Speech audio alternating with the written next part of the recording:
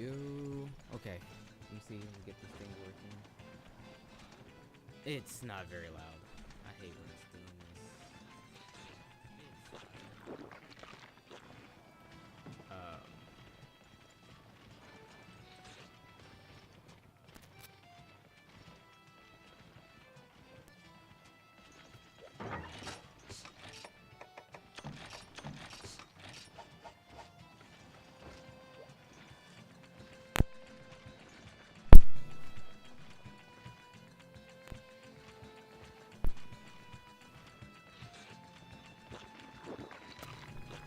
Okay. I think, yeah, that should be it. Sorry, I didn't mean to leave it in there when it did. It really loud. Sorry. Supposed to unplug and then do that. Sorry. But good afternoon. We were playing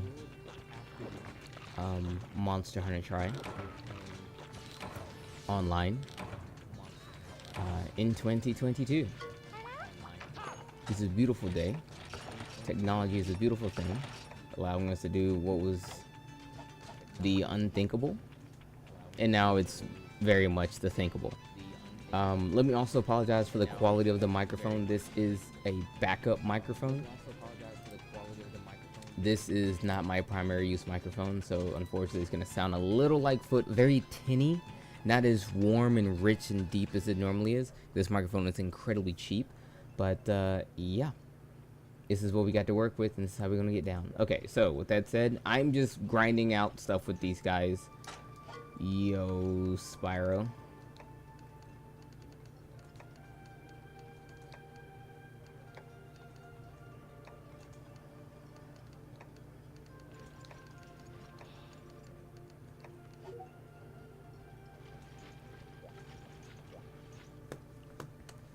I'm just hunting. Like, these guys are lower rank than I. We're all low rank still, but my HR is 19, I believe now, or 20. Is it 19 now? 20. It's 20, and I'm just helping them level up. They can post whatever, and I'm just here to help. If anything, for you guys, I'm just here to show you more Monster Hunter gameplay if you like to see it, of course, per usual. Very casual today. Not really gonna be seriously doing anything, just swinging on monsters is all.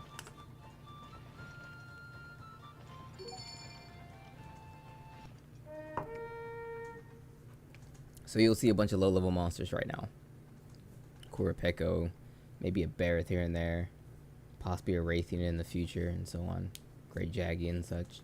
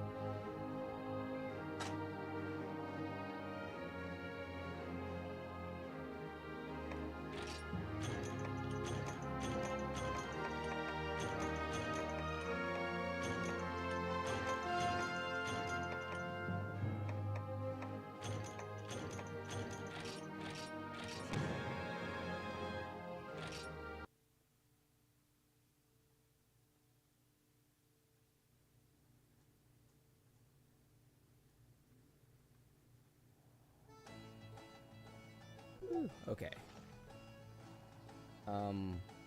Yeah, that was actually a lot of loot. The most I've seen in a long time, honestly.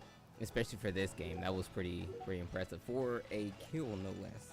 Not even a cap.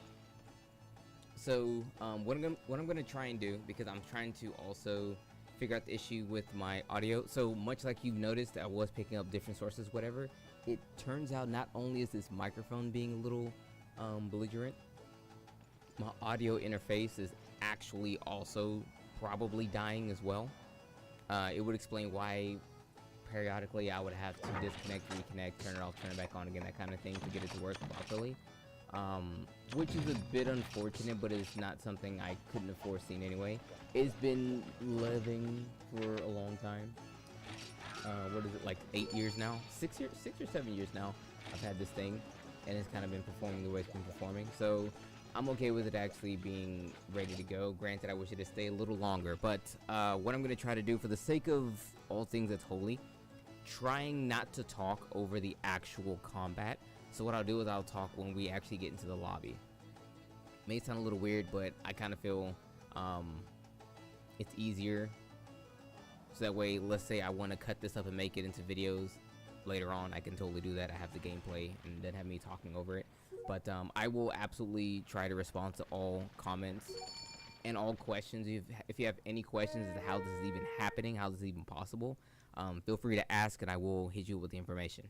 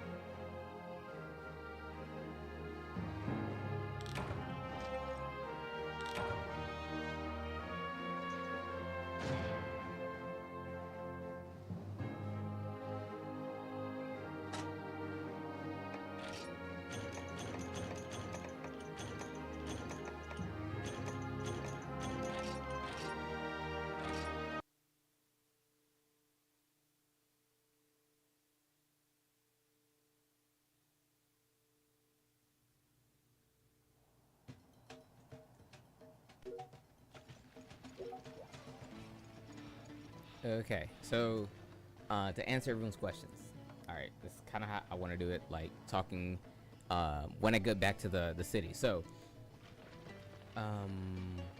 invest in a new backup microphone. So here's the thing, I have to invest in a new backup microphone and a new microphone and potentially a new audio interface as well. So these are three things I'm gonna have to buy within like a month or so.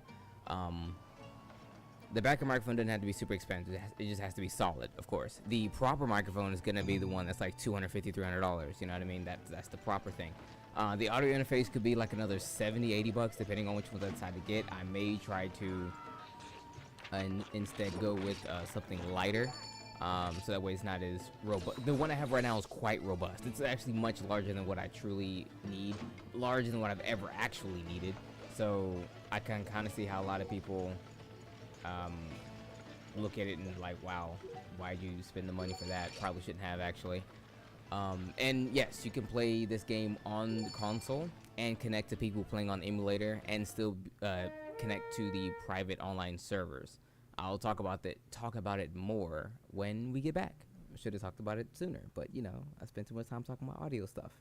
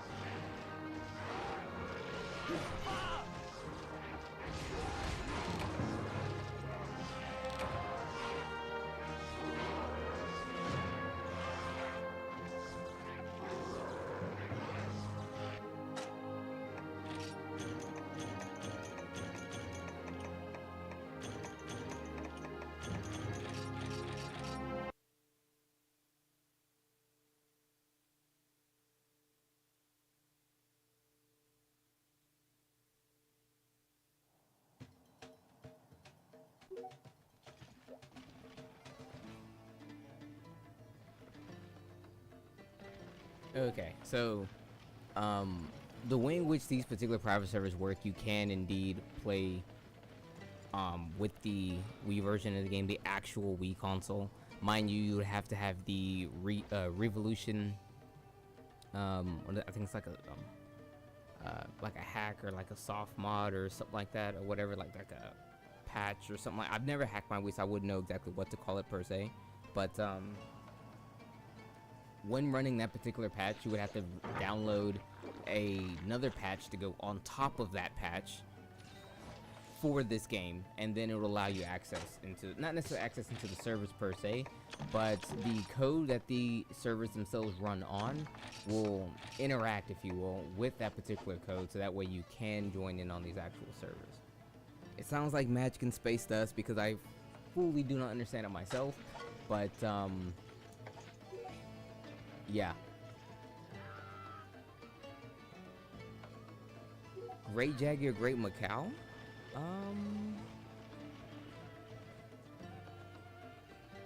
Are we bringing Minions too? Because if Minions, I'm gonna give it to Jaggy. If we're not talking Minions, I'm giving it to Macau. Because it can kick really, really hard.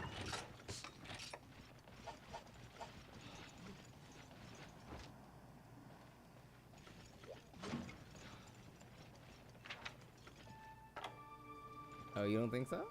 I don't know. I kind of feel like Macau kind of has the upper hand in that particular engagement. This is a fun quest. This quest is actually okay. They just started adding in event quests. This was an event quest that gave you the Great Jaggy mask. I don't know if they still give you the mask because you need the item Great Jaggy head, and I did it the first time. I didn't get any heads. Pause. But maybe it still will. And if it does, that's cool. But how the quest originally worked was it was kill 3 Great Jaggy, but you would kill one, it would despawn, another one would spawn, and so on and so forth. However, in this particular version, all 3 Great Jaggy spawn in the exact same area and are ready to fight you immediately, which is cool because never has there ever been a monster in a game that allowed 3 simultaneous monsters fighting at the same time.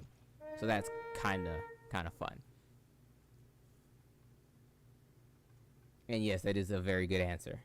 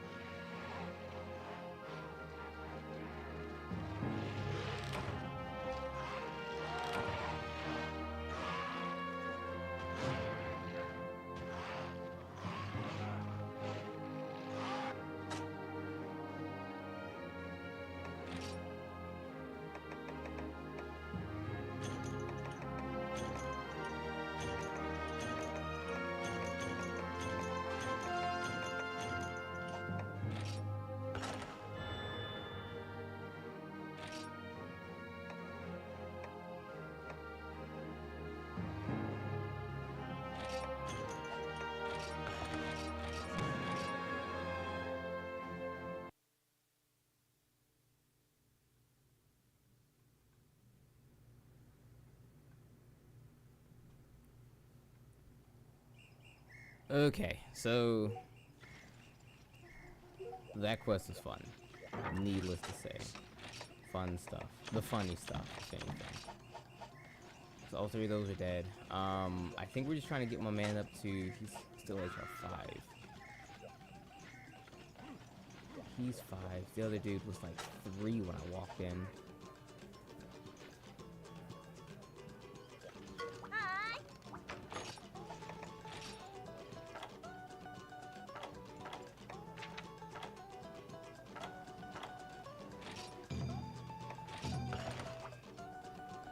Put a Royal Ludroth out there so that way we can see a bit of underwater fighting.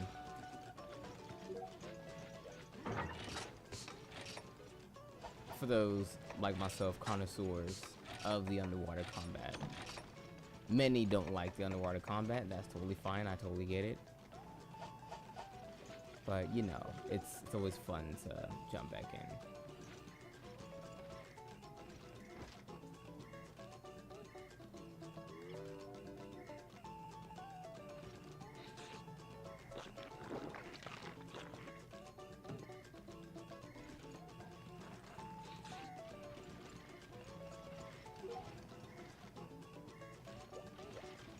Oh, by the way, if anyone has any other questions about like how to actually get some of this off, well, some of this, I was reading the chat at the same time.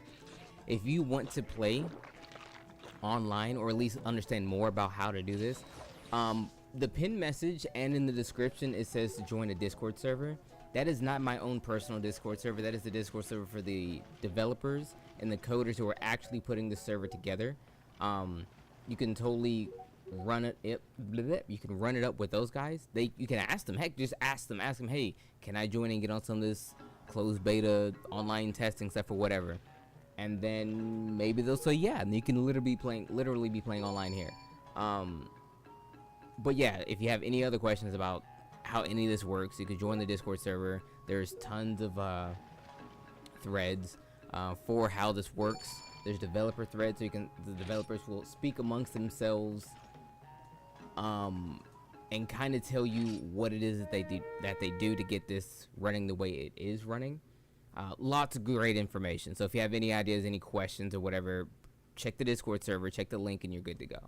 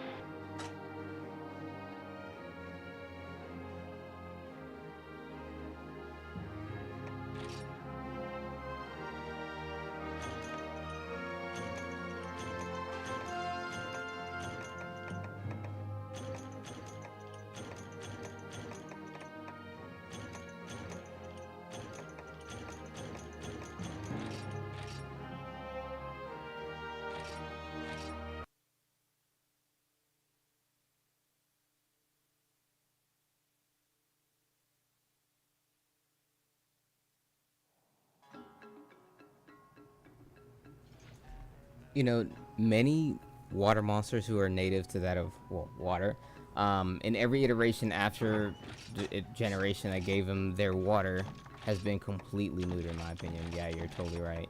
Lagiacrus is one of the more egregious ones in that. Actually, I'm gonna give that one up to Goble because he just quite frankly doesn't exist outside of the third generation games. So yeah, once they actually have their water, they become more like they become true combatants, if you will. So I totally agree with that 100%. It's good to fight these monsters again in the natural habitats. I mean, we just slaughtered that man. That's because we're over leveled to fight that guy. Me and Spyro were way too over leveled. My man is on like he's a tier 2 monster, and we're end game gear. So it was basically free for us fighting him. Granted, we're still both low rank, but we're using end of low rank gear, so it's not really a true fight at all. But you know, you kind of get the gist. I kind of want to make another weapon too. I mean, Lance is great and all, but I kind of want to use something else. What do you think I should use? I've been thinking Switch Axe, actually.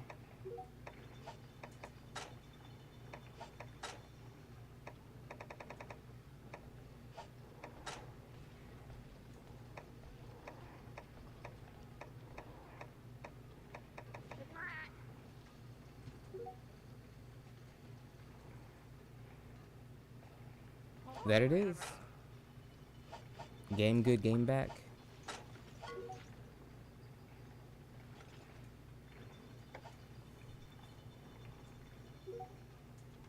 Switch axe? Yeah. Yeah.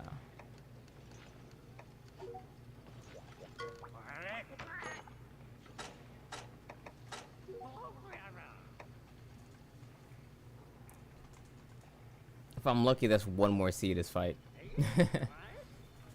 One fur, 2 luminous organ. Luminous organ isn't even hard to come by.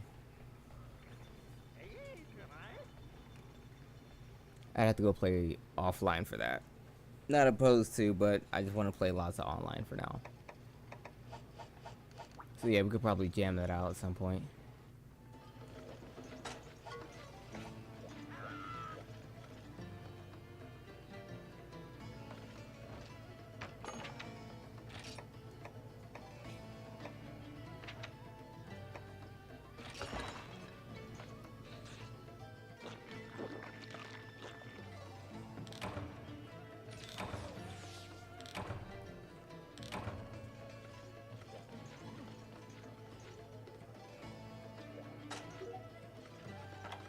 Oh, he's 7. He's ready.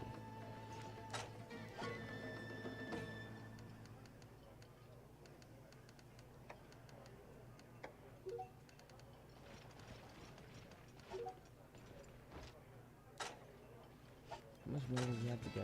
Will it show? It won't show. What is my man? Hold on. You know what? I don't know how he still has any of these skills, but freaking... Yeah, dude. Let's freaking go.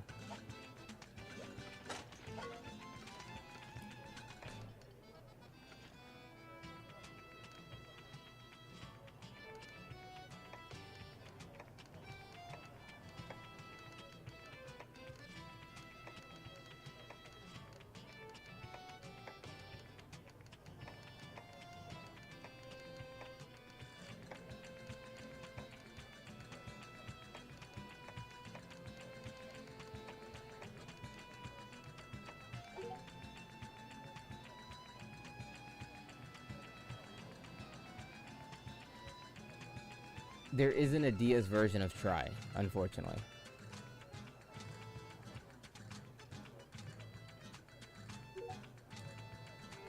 $10.45. $10.45.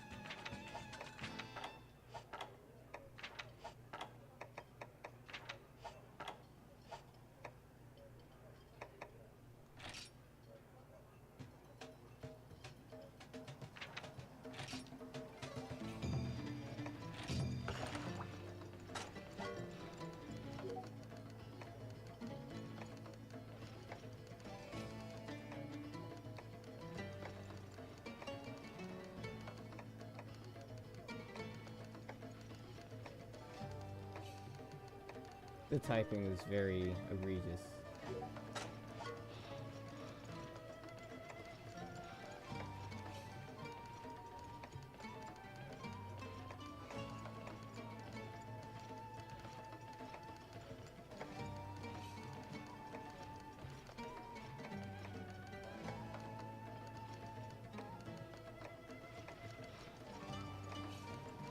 I know what you're thinking. Well, I spelled enough wrong, but I know what you're thinking. We could probably just run, I could just like put in a keyboard or whatever. However, I'm running this with the emulator, and I don't even know how to, like, my keyboard is already plugged into my computer, dude. Like, if I can't already use that one, then I have no freaking clue.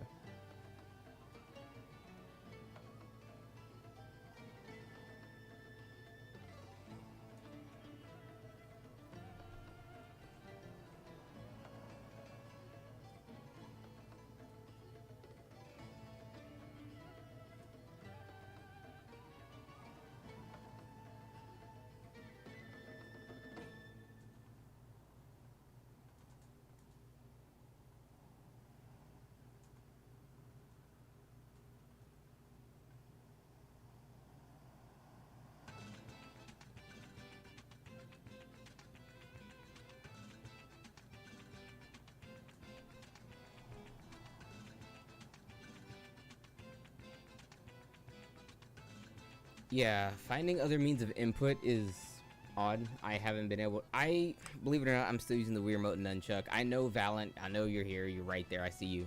You told me to use the Pro Controller. It's actually like over there in the corner somewhere, and I haven't gotten up to actually do that. So you have to forgive me. I'm still using the Wii Remote. Actually, I could probably plug in the Pro Controller now while I have some time. But yeah, I haven't really tried using any other means of input.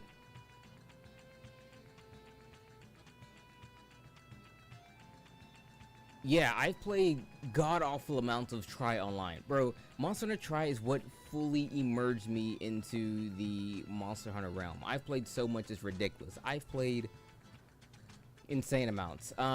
Is there any difference? No. It's the same exact thing. It's just reverse engineered and slapped back together. It's the same thing. Now, there's small nuances that they fixed, or implemented. There we go. Like, this quest that we're about to do, if we freaking do, if this guy actually readies up or not. Normally there are 3 great jags you have to fight. The great jaggies spawn in after the first one dies, but in this case they're all here all at the same time. Implementing in event quests is different, that much I will say, but for the most part the game is all here. Like, it's here. The game we knew and love is all right here.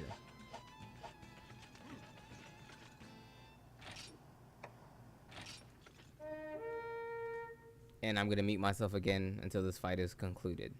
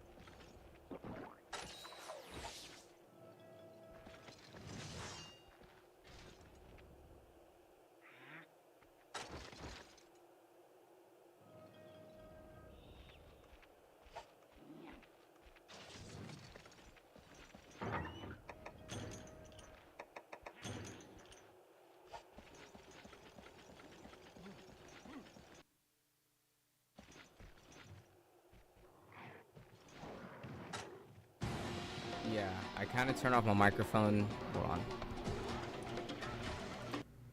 Okay, so my microphone isn't in the best shape right now, and it sounds really bad. So I'm turning the microphone off during the quest. I will turn the microphone on after the quest and answer any questions anybody may have had during the quest. Okay, so to save you from even more random buzzing or whatever, I just don't have it on there.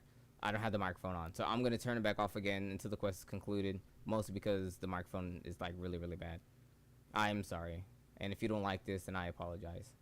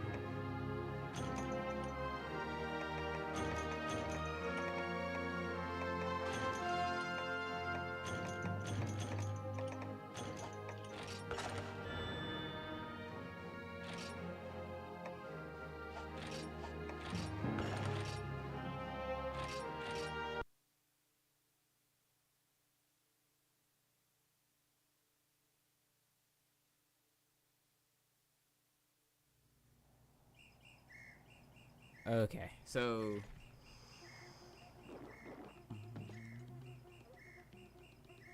wait, you don't have any love for this game?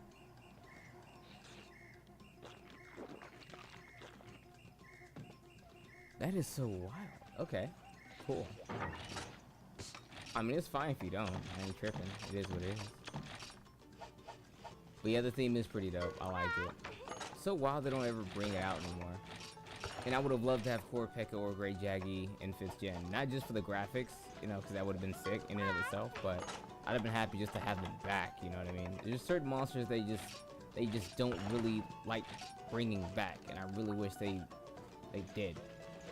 Core P.E.K.K.A being one of them, Gold being another. Heck, I don't know, you can even make up some magic BS reason have Gold still function without true underwater, you know?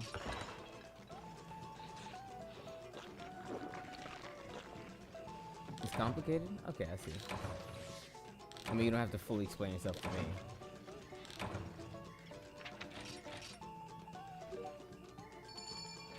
It's totally fine. I get it. We all have our reasons for liking, not liking things.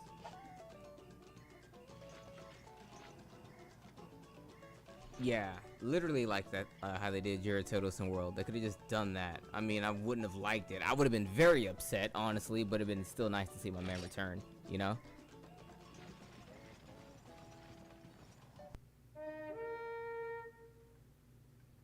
Also, I tried using the Pro Controller, but I would have to go and change settings in the proper main menu for that. So right now we're still on the Wii Remote Nunchuck.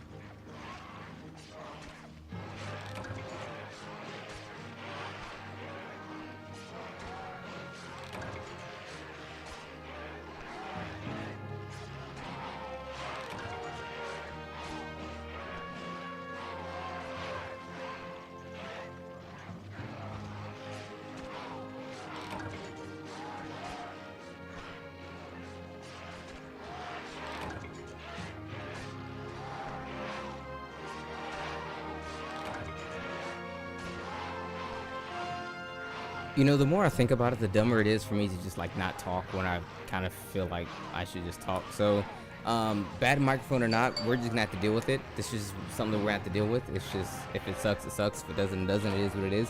Can you evade lance is what you're saying by back hopping through monster attacks and being completely free from the damage? Yes, yes you can. That function, if you could call it a function, is in this game. You can totally do it. I've done it a couple of times myself, usually through like tail whips or whatever. I think I did it a time or two in here. It's something I try to do, but I'm not very good at, especially if I don't have the evasion skill. So yes, it's something you can do, but you know, it is what it is.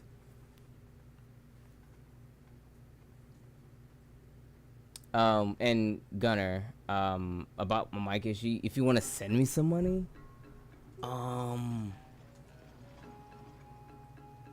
do I have a link for that? Yo, shout out to Mad Cow for popping back up again. I love that guy. Hold on. I don't think I have that set up on YouTube, but I do have a thing like that set up on Twitch.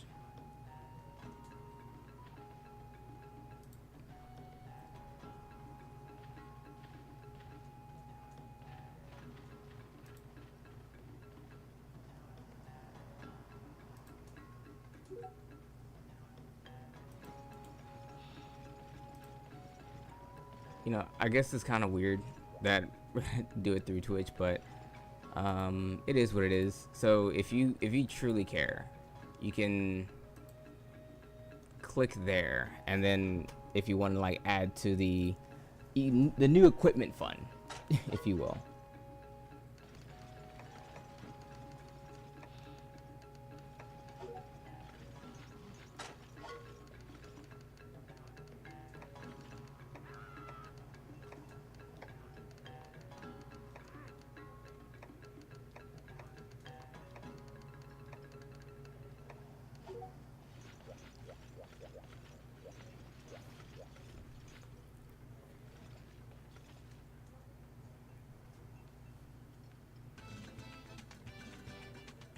Yo, you wish you was here? Don't we all wish we were here?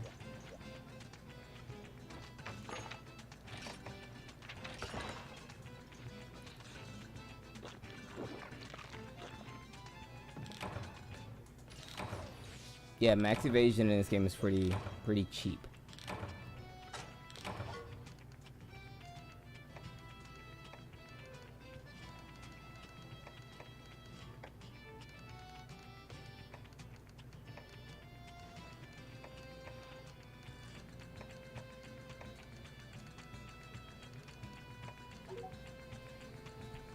My man is 5 points away from ranking up his HR and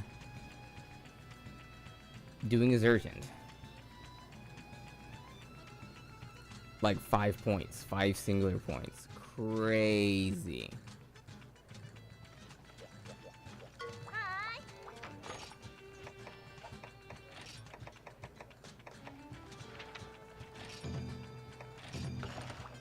Singular great jaggy it is. I don't know what's taking do so long to post something.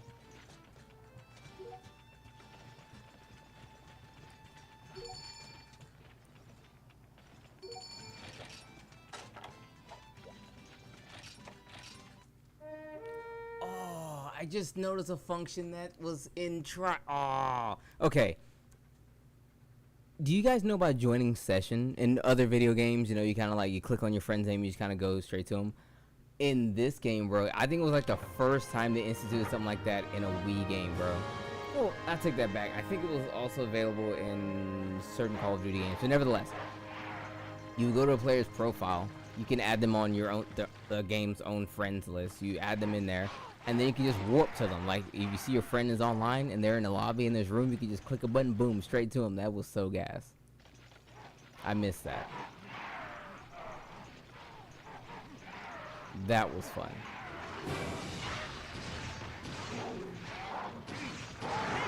So after this one fight, we will be able to help young sir, lad sir, fight a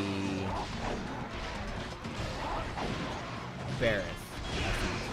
And then after that, we can fight things like Goebel. Global Barrack, and then Raytheon.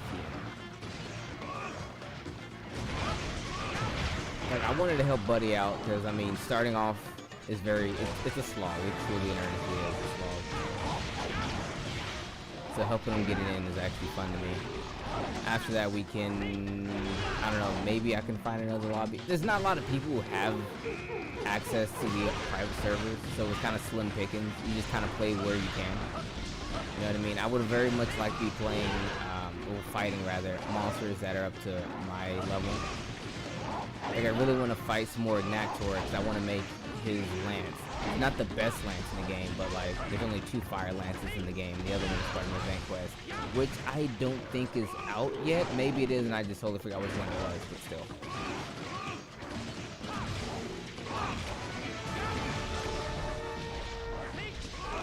There you go.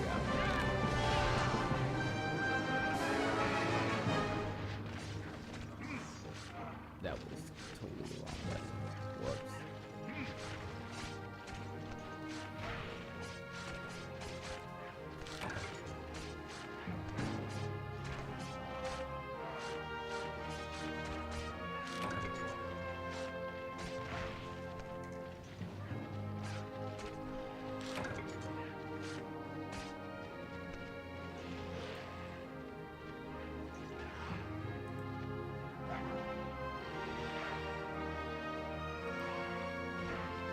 Yo, shout out to the memories, the nostalgia, the rose-tinted glasses.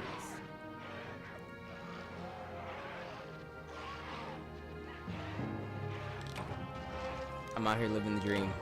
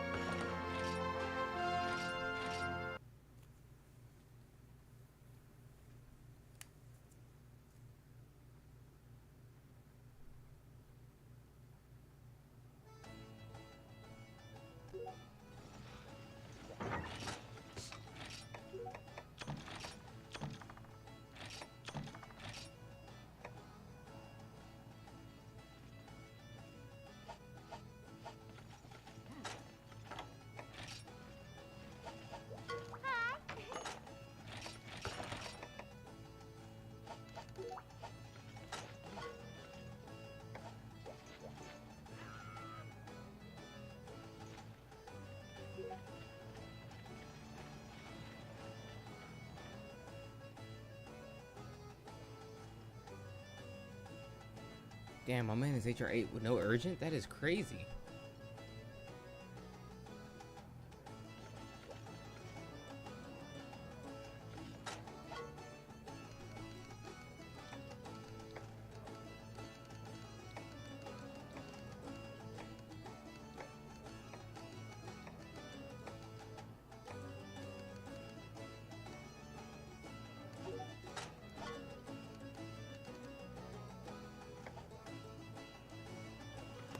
Dang.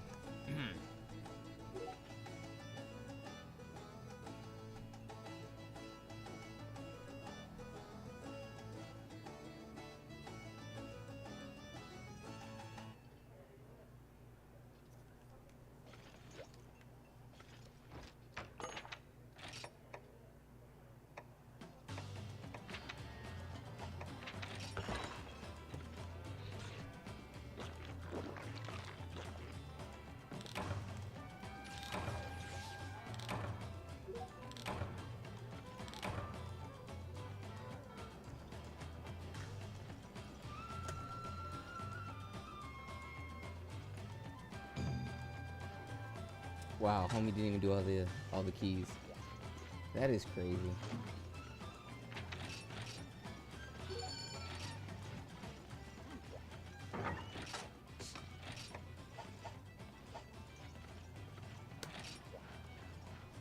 I don't quite like this gathering quest in particular. I mean, it's still a gathering quest. No gathering quest is really fun, but this one, I don't know. I just really don't like this one.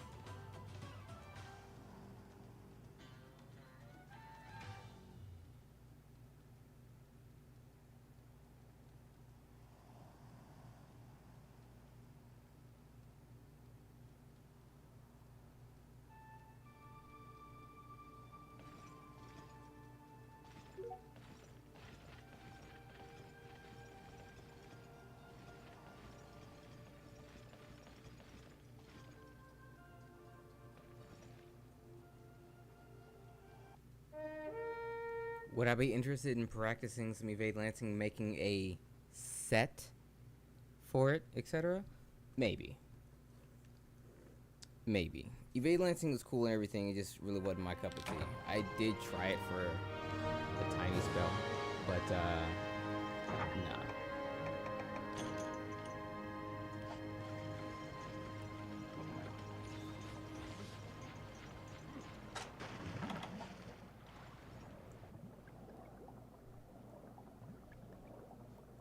Yeah, Val, I know why you're laughing. I know why you're laughing. I am too, on the inside.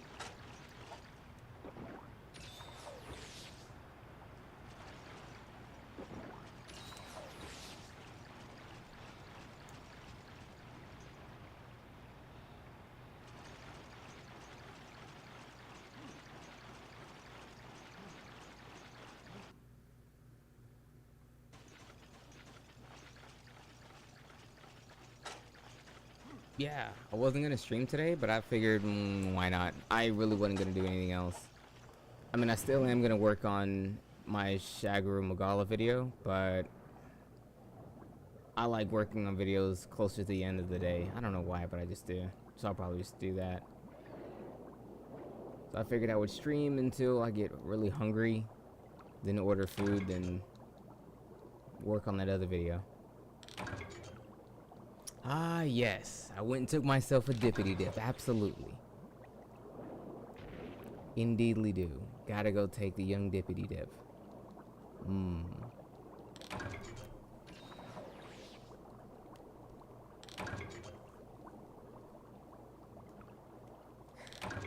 don't even know why I even made that a thing. Like, why did I call it a dippity dip? Like, whatever. It's funny. Like, it is. I totally get it. It's funny. I mean, it's not like I created the phrase dippity dip, but like, it's still funny. I think it's funny. I mean, if I had like mad artistic skills, I would have made dippity dip a t-shirt 1,000 years ago. How many still have? I got a bit. I got 8. Cool. I think there's one more.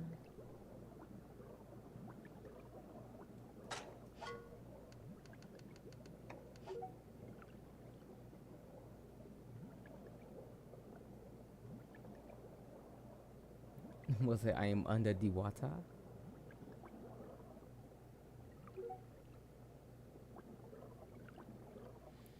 Okay, if I could bring underwater to 5th slash, let's just say 6th gen, what would I improve on?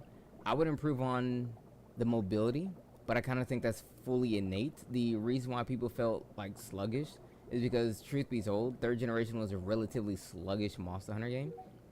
And by them adding in so many more like mobility options in the later games, I kind of have a feeling that it would it'd be great. It'd be a great time to actually institute such things. It'd be like adding in as if they added in like mounting. So certain things like mounting is just gone from the game already, so that's cool. So that fixes that problem. We could still do things like wire bug stuff underwater.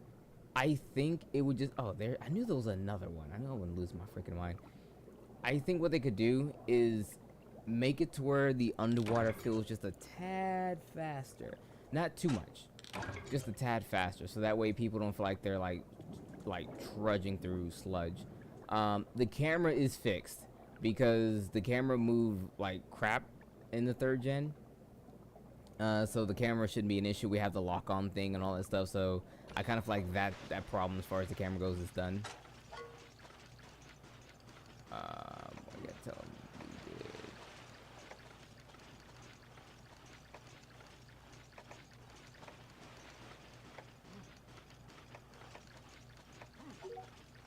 we did. Okay. What else did I do? Weapons that had different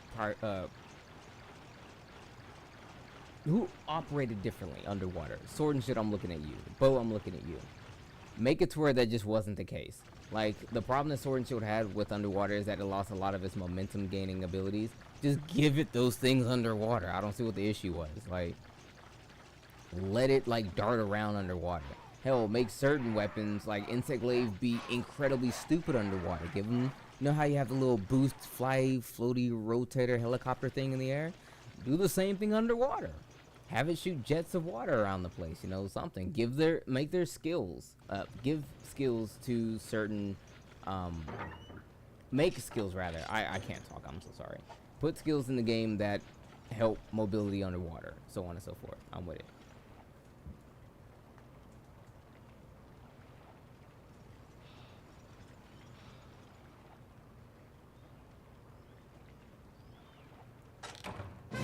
Well, box, I press 2 because I play Wii Remote Nunchucks. I'm silly.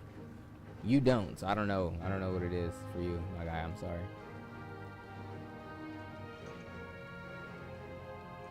Blast dash gun lance underwater, yes. You're basically a torpedo.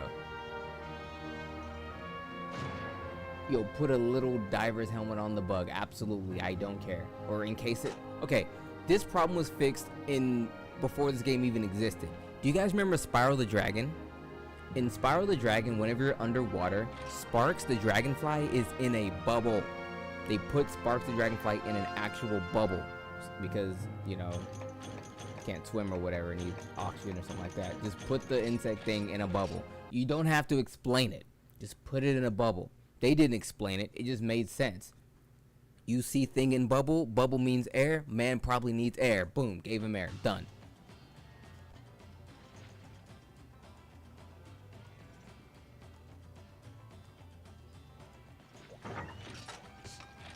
Yo, Gunner, I just saw the donate, bro. Thank you so much. I don't know if it popped up on screen. I don't think I have the alerts on this particular screen, but if it did, yo, shout out.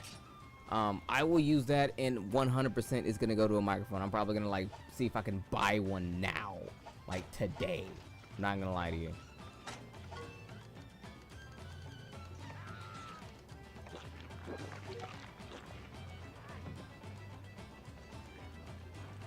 You didn't see anything? Okay, it's probably because I have the in order for this to work, OBS is weird. I had to log out of Twitch and log into YouTube. But for whatever reason, the alerts for Twitch still work. But I guess whatever. It's odd. It gave me the notification saying that was the thing that happened, but it didn't pop up on the screen. I don't know. Whatever.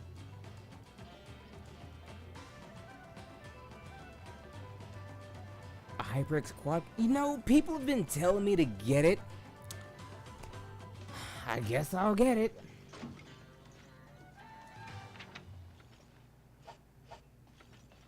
Yeah, I guess I'll get it. What's the worst that could happen, right?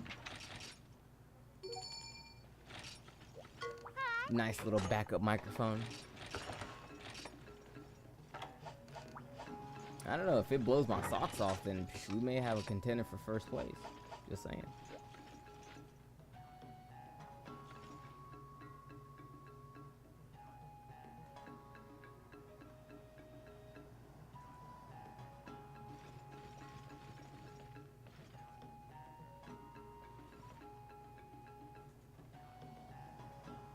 Just have Kinsex act like Fleet Hammer builds underwater. I don't know what that is, but if it's gas, I'm with it. You know me.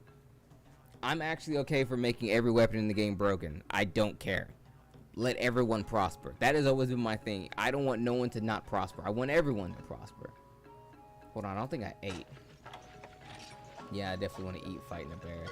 He's not. Oh, wow. Welcome to the arena where cooperation is king. Come find out if your partners really got your back. Here, hunters pair off into teams of two to test their teamwork in several exciting and perilous quests. And just to keep things extra interesting, you must complete each quest under a time limit to win. This is hunting at its toughest, where teamwork under pressure triumphs. When you sign up to be a combatant, you'll need to pick one of our sets of equipment. Sets of equipment, you say? Interesting. To take with you into battle. What? You thought you could bring your own equipment items to the arena? That's no way to test your abilities. If you win, you'll receive a special coin as reward. These coins can be used to forge many types of equipment. You'll also be able to trade them for items at the trading post. Don't just collect these coins, put them to use. You'll even find equipment that you couldn't forge unless you had our coins. So quit gawking and start competing. Let's see, what's good today? Actually, yes. Let me cancel that.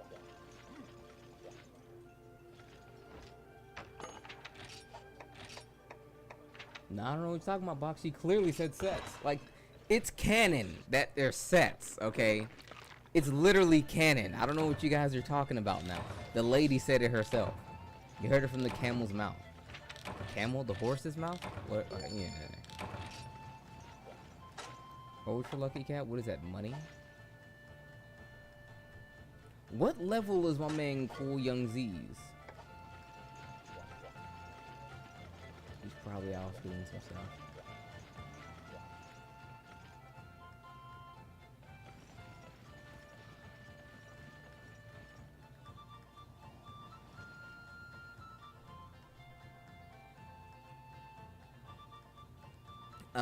Honestly, I'm not gonna lie to you. There aren't any guides for evade lancing. Honestly, all you need is the skill, the lance, and timing. Like I put it on my life, dude. Okay, evade lancing is 100% predicated on your reflexes. If you have bad reflexes, you're just gonna be bad at evade lancing. There's certain things you can look at to help try and, what do you call it? Like, you can notice monster tails to know when to do the hit the evade on it. But as far as like proper guides go, there may be, because there's probably someone who wants to talk about this stuff. But in real stuff, bro, it just comes down to reflexes. Monster does attack, you press B button. Usually towards the attack. So if the attack is going from left to right, you want to dodge into the attack.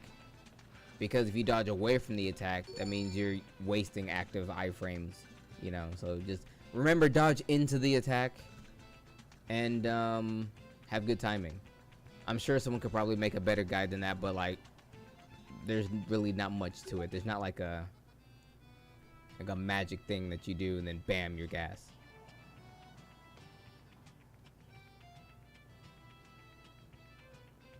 Oh, okay, Duck. I don't know anything about insect glaives. I don't know anything about anything that's not a lance or a gun lance, so I didn't know that at all.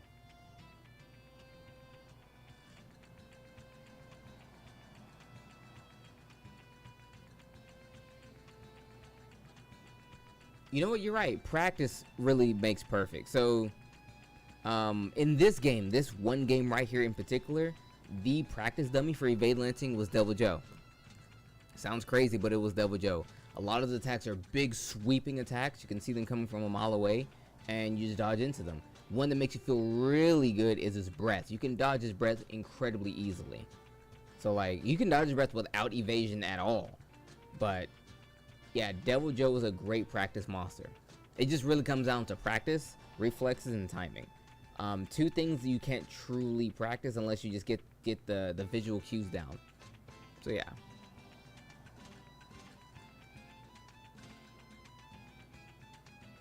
Oh yeah, iframe and Narg's tailspin. Oh yeah, so gas.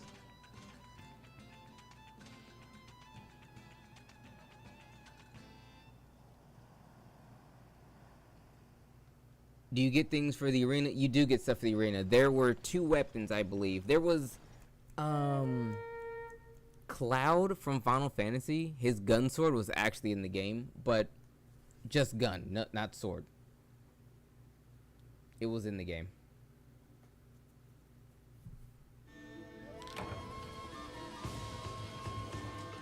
I think they called it something else, but like, nah, dude. You can look at it and be like, yeah, that's Cloud's gun sword. You can call it what you want, but that's Cloud's gun sword. Not Cloud, Leon? That's Squall. That's his name, Squall. Sorry, I'm sorry. Cloud is the guy with the long brick house sword. Squall / Leon was the guy with the gun sword, yeah. The bozo from 8.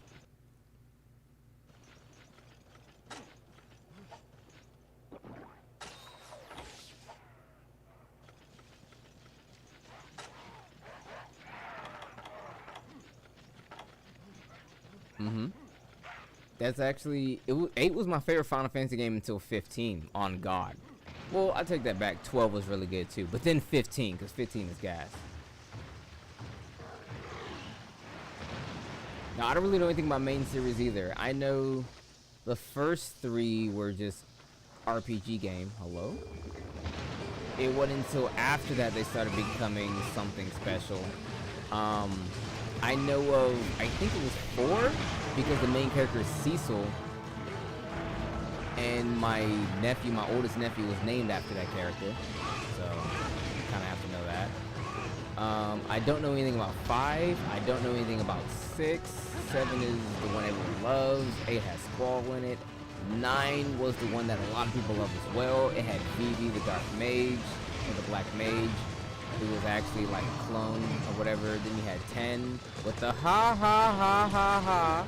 You had 11, which was like the MMO. You had 12, which was Gas. We have a man, whoa, what was his name again? Balsier, there we go. And Vaughn and Penelope and a whole bunch of Gas characters. 13 was complete dog water. I don't want to hear from no one. 14 was an RPG. No, it was an MMO. 15 was Gas because it was like homies hanging out. And then 16 isn't out yet. So yeah.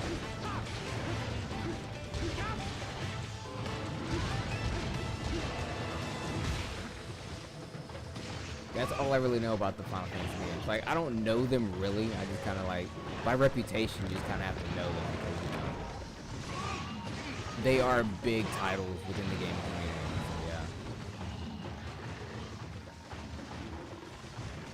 Oh yeah, the laugh. Yeah, I got pretty far in the game actually. My best friend, same guy who got me into Monster Hunter, he loved. That's his favorite game, so he got me to play it.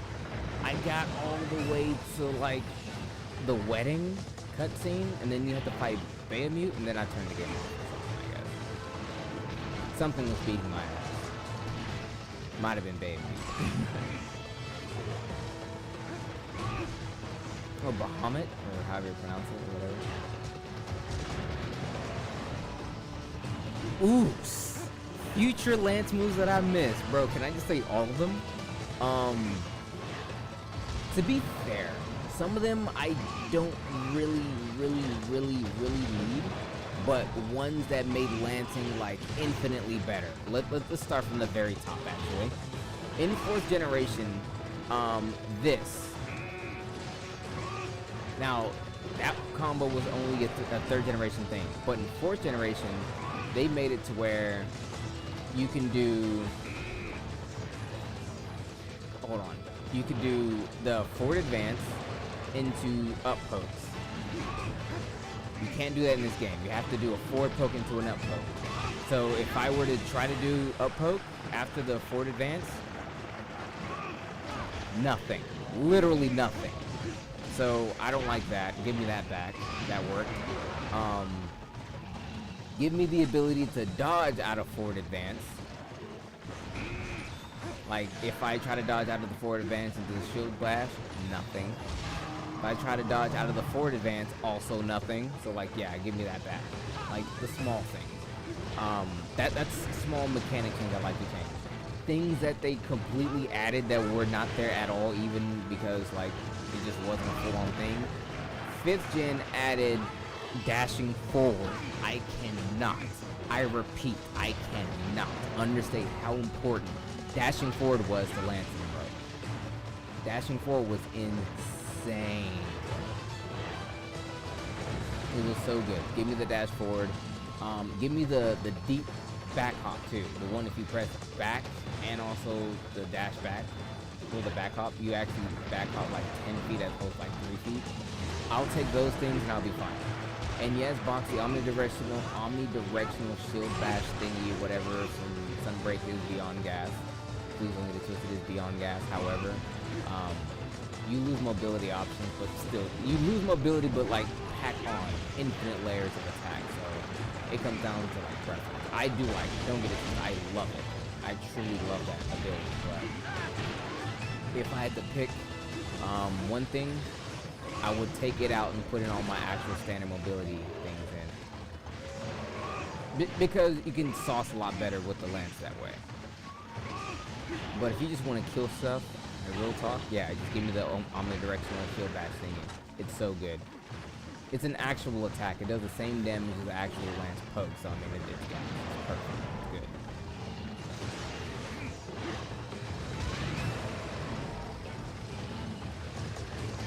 Yeah, basically everything they added in Gen 5, honestly. The block set, yeah. Give me Gen 5. Honestly, if you were to give me World Lance, I'll take that. Give me World Lance. Give me World Lance, mod that into Tri, and I'm good. It had the Tri counter, it had all the tiny nuanced mobility things I was talking about before.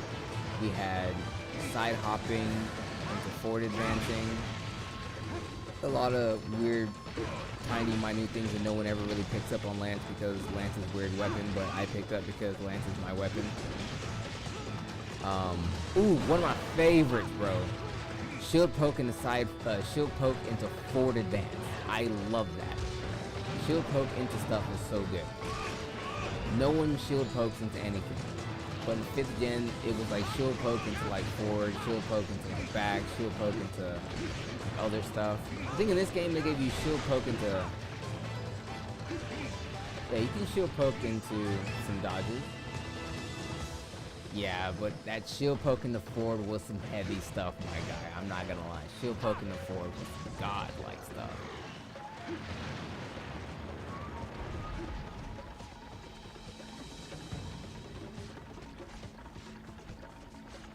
That is true. 100% what Valent said. 100%. Also, one thing that was in this game alone, hear me out. Do you guys remember guard 1 and 2 and whatever, and then in 5th gen they give you guard 15 or whatever? Depending on the number of guard you have would depend on what you could block without little to no recoil. In this game, and only in this game, the shield advance was automatically guard 2. So like, if I'm shield advancing, let's say, an attack that would usually chip me, if you shield advance it, you take no chip. You can usually walk straight through with the shield advance. You can have absolutely no guard and take no chip from like, I don't know, some big dumb attack that takes a lot of chip. Let's say, Ignator hit check. Ignator hit check is actually the strongest hit check in the game, believe it or not. I did the numbers. You can forward advance into it, take no chip. Yeah. The small dumb stuff that I would know because I'm dumb and I don't know.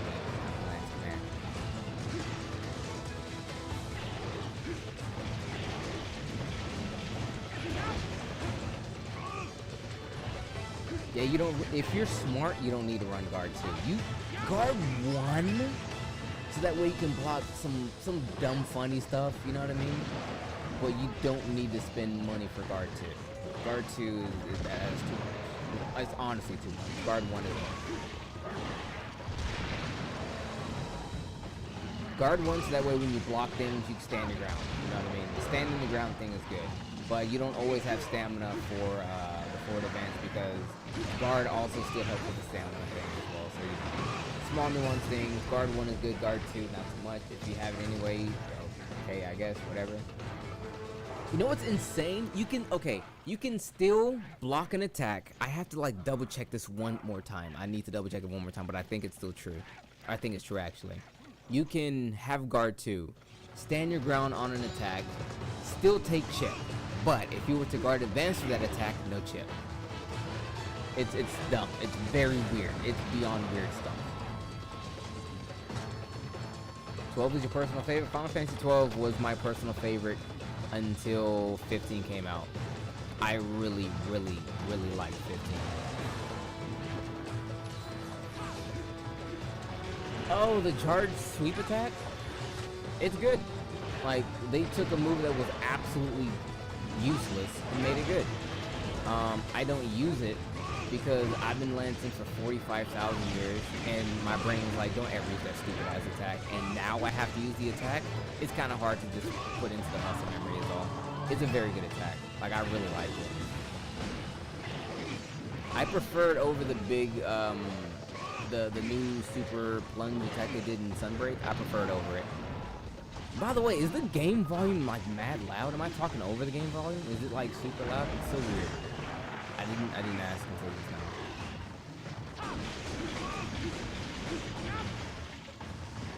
Honestly, yeah, like a pseudo guard 3. It's actually weird. I don't know how to explain it. It's a weird thing that happened. You don't also, like on other texts where you can't stay your ground when you're guarding with guard 2, the forward advance walks straight through as well. So like, what's another attack we have while holding the ground on? can't think of one right now. I think the Barioth Tail Sweep. If you forward advance the Barioth Tail Sweep, you can go through it. I have to test that again. But yeah.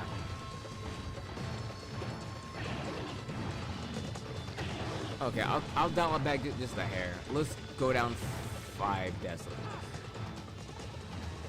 There we go. I never readjusted it.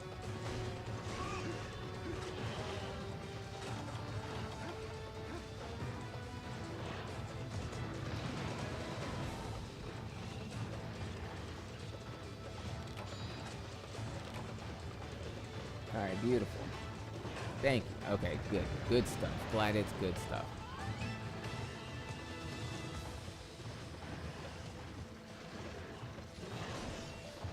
But yeah, a lot of small quirks about this game. Like, base games are weird because you see, for lack of a better term, the goofy stuff. There's a lot of goofy stuff in base games.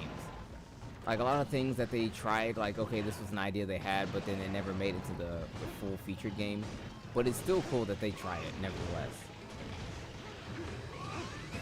Like, believe it or not, the thing that we love so much about Lok-Lak City is the fact that Try's online infrastructure was way better than freaking 3U. 3U's in online had tons of issues, guys. Like, all you could really do with 3U was play online. And that's basically all the good stuff I have to say about 3U's online. Like, I mean that. It's just bad.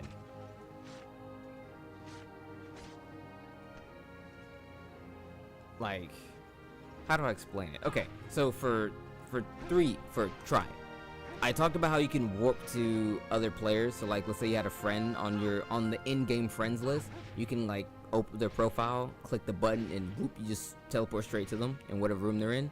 So that's a cool thing that's not in 3U. Another thing, a huge thing, is if the host of the lobby, or in this case the city, because the cities were preordained and they were set up to the actual game server itself. So you just occupy a city, you don't truly host the city. Whereas in 3U, you host it. And if the host leaves the city, the whole room is gone. So that's a pisser, you know what I mean? Whereas in Try, if the host leaves, so what? Game gas, keep moving.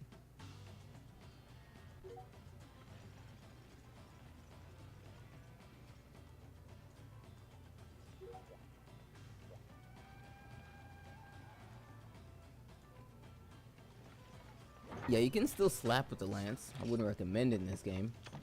Like, I really wouldn't recommend it, but you can still slap with it.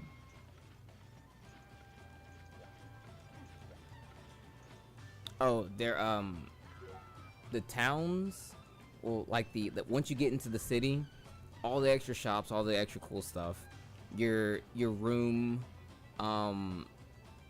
basically everything. Like, I can't really explain it, but like, there's a billion things that Lok-Lak City has that are just completely absent in 3U. Like, just straight up absent.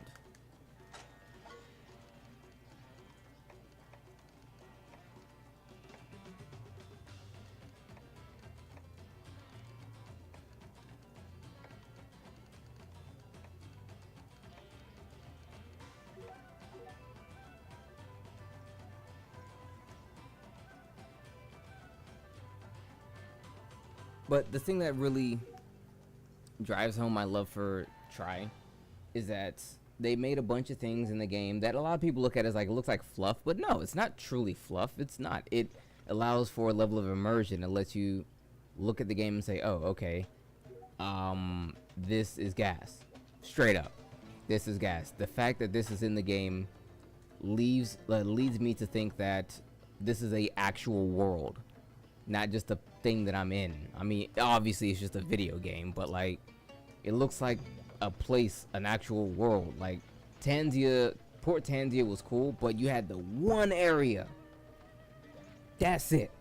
You were in that one area, you ate, you got quests, you can leave backwards to go to the freaking, the blacksmith. That was it. That was it. And it was just like one room. Whereas Locklike City is a ton of different rooms. It's a whole city. You can go all over the place. I mean, yeah, we're in the tavern right here, but you can head out and go all over the place. You know, it just feels like a more lived-in location.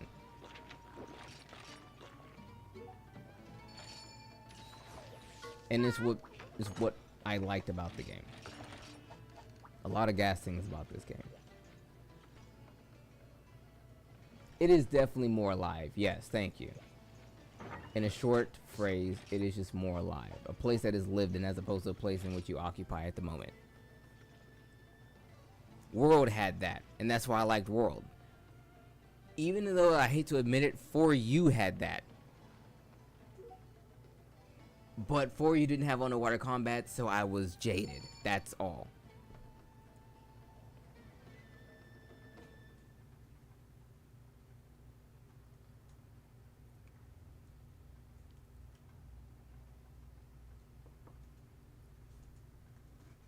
Where's my phone?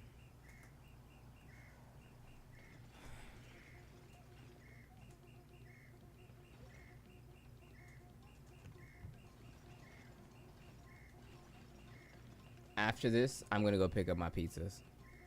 Like, dead serious. I'm gonna go pick up my pizzas because, like, I'm starving. It's not gonna take long. Feel free to leave if you want, but it's not gonna take long. It's literally up the road.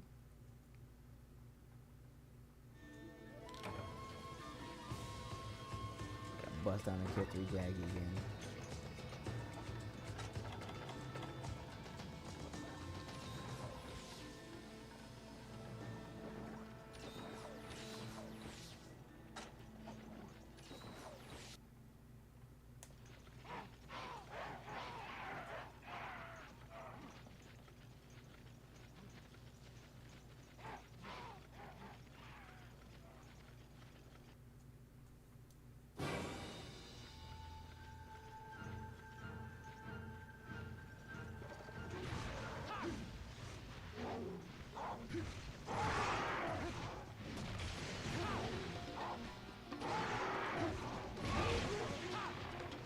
You know what? Yo, Box. Yo, leave him alone, Box. Leave him alone. Leave him alone. I mean, yes, it's an unpopular opinion. However, Sandy Plains is still gas. Like, I'm gonna keep it $150. If we took all the maps in Monster Hunter and ranked them, Sandy Plains Rise wouldn't be too much away from Sandy Plains Try, in my opinion. Like, let's say Sandy Plains Rise is, I don't know, #1. It's not, but let's say it's #1. Sandy Plains Rise is #1. Sandy Plains Try would be like #5, 4. Just like best desert map, bro. I don't know what else to say.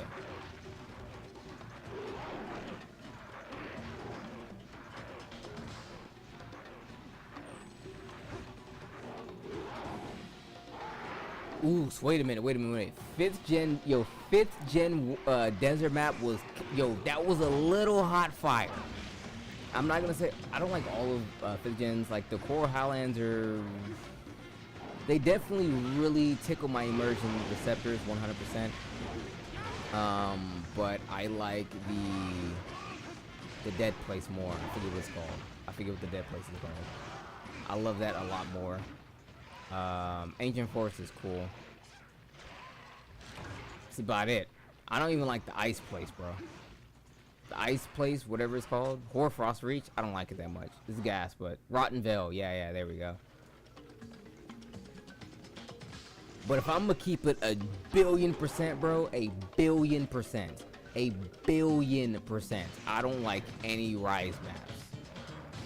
Like, none of them.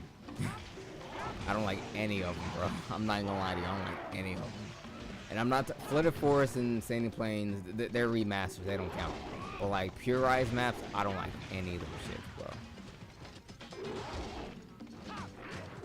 No. Oh, like, Rise, Sandy Plains is gas. Don't get me wrong. They don't count. That's what I'm saying. They don't count. But, like, if I take away Flooded Forest and Sandy Plains Rise, I don't like any of them shits.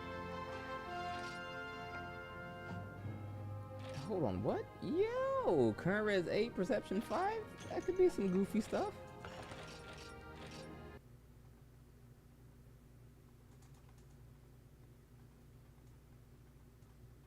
You know what, Hawk, you spitting. I can't sit here and pretend.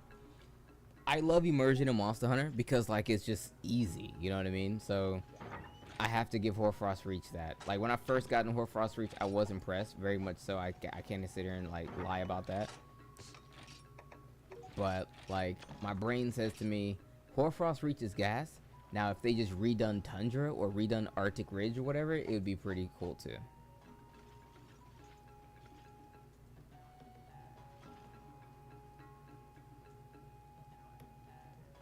Okay, Box, hear me out. I like Arctic Ridge as a map. As a place to fight in? No. Because you spawn in the... You know where the base camp is at. The first monster you see is like 5 areas up, bro. You know that just as much as I do. That is annoying to everyone. That is truly annoying. However, I still think, like, as a map, as a location, it's cool. Can I kill a Giganox for you? I would love to. Trust me, it would please me no more to kill a Giganox because I need to kill a Giganox right now. However, this individual right there, fellow who posted the quest right there, he is not of the level that I would need for the slaying of a Giganox. Heck, I don't think any of these guys are. Giganox is a what? An 18? Yeah, Giganox is 18. So stupid. So I would have to leave this lobby to fight a Giganox. For you, I will do one more with these fellows, since these are good people, and I want to fight Goble because that means underwater. We finna go take a dippity dip, and then I will leave to go fight a Giganox proper. Did I eat? I did not.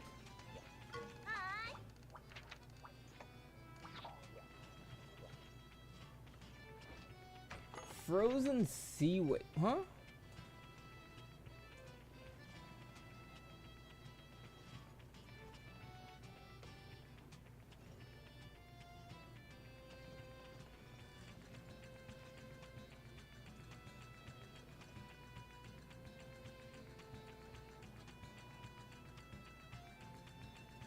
Oh yeah, Frozen Seaway was pretty good too. It was pretty cool. Yeah, that's the problem with Arctic Ridge. Arctic Ridge as a location, cool. Place to fight, trash. But place to fight, that's also cool location, Tundra. Cool location, and Frozen Seaway is...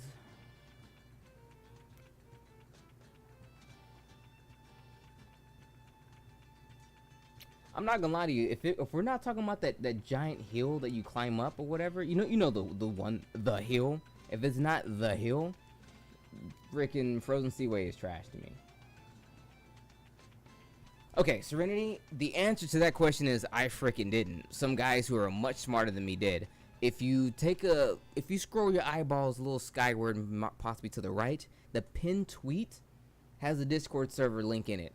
You click on the Discord server, all answers will be given to you.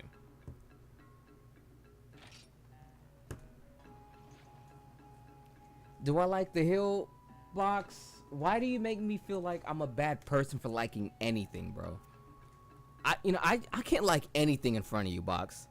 I ain't gonna say I like any when Box is in the stream. I can't like anything.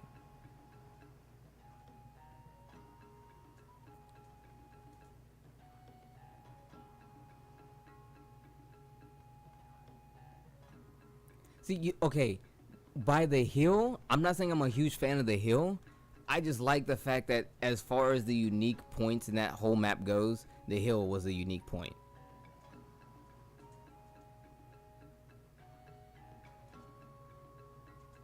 Not just the hill, I'm just saying, like, okay, when I'm trying... Aww. Are we doing a reset?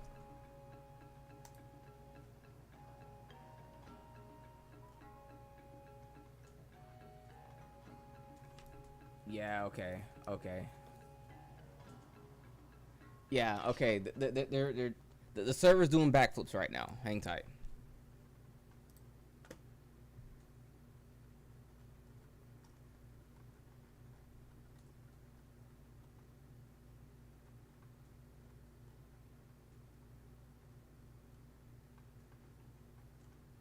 Yeah, server's actually doing backflips.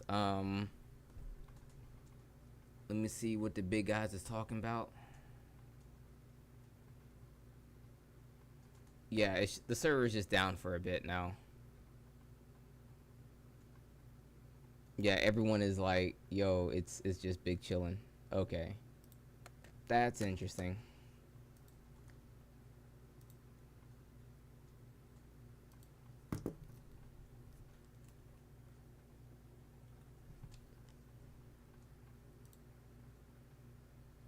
I mean, it is a private server.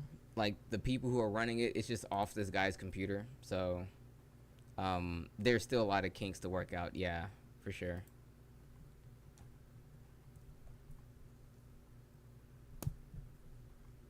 I guess I can hunt that Giganox now.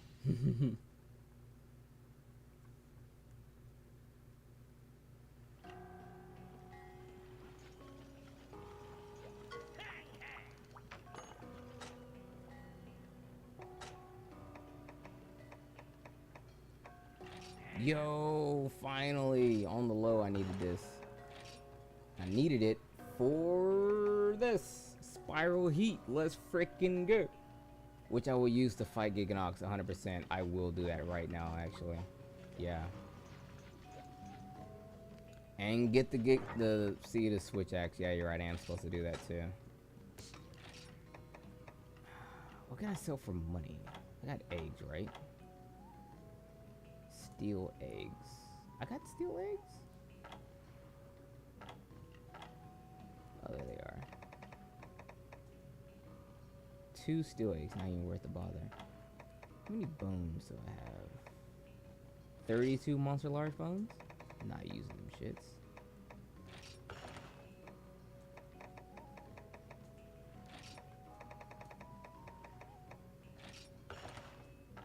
Okay, monster parts. Who have I fought? Quite a few Urigan skills. Anybody over 20?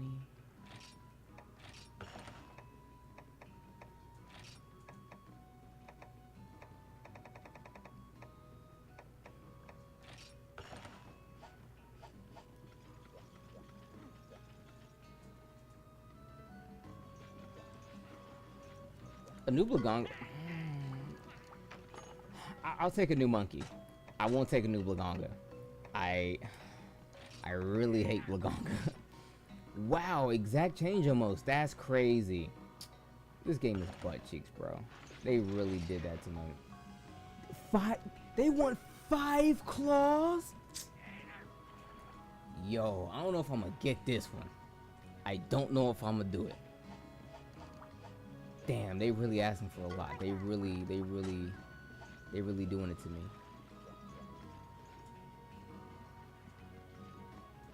Is it possible to get a talisman with 10? Yeah, like right here. Check it out. So this talisman I'm rocking right here, that's 10 points in the stun. Psh, right there. All day. Holler at your boy.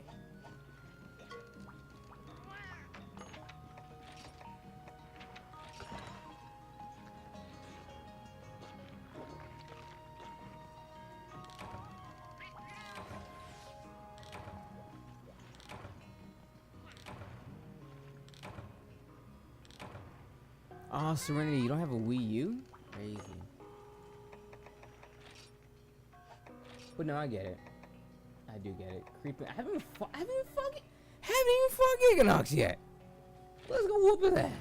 First time fighting Giganox. Ain't that something crazy?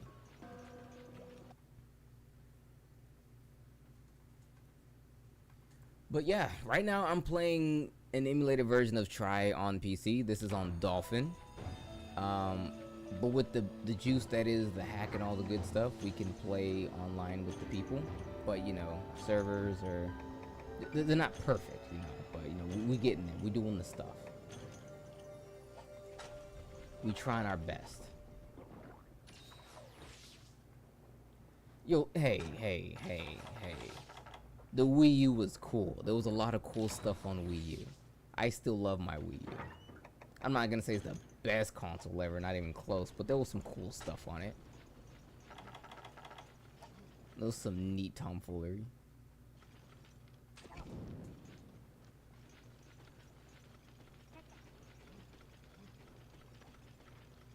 Oh, bro, Giganox is the superior weird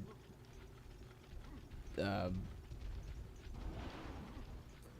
weird thing. You know what I'm talking about. Japan knew exactly what they were doing. They were like, yes.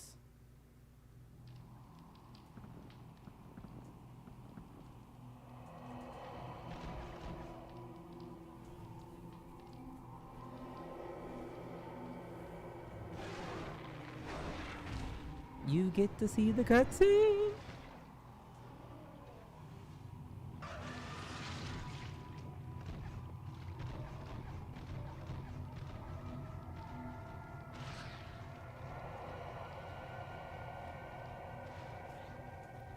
By marginally, he means a great margin, huge margin. Go to freaking, what's that freaking program? Go inside like Excel and just like hit tab a million times, bro. Yeah, that kind of margin, huge. I can block that, yes sir.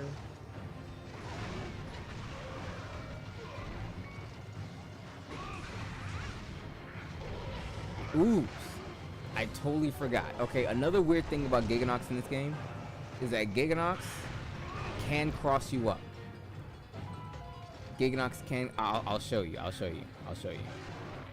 You'll see. You'll see. Okay. We're not bodied yet. Giganox has an attack. You know when it like belly flops and like it's facing forward, then it belly flops behind you or whatever. In the newer game, 3U, because that's the only other game that's freaking in it, they made it to where you could block forward and you're fine. But in this game, yep, you see that? You gotta block the other way. You're gonna get bodied. It's a mix-up. You have to hold that. You have to hold that. You better know how to block. You have to block properly or you're gonna catch the fat L. Tiny things. You probably missed it if you weren't paying attention. There's another thing they did with Giganox. That's also some bust that they fixed in 3U. If you walk into an area and Giganox is on the roof in that area, if you freshen the area, Giganox will just land right on you in front of the doorway, completely destroying you, making you cry.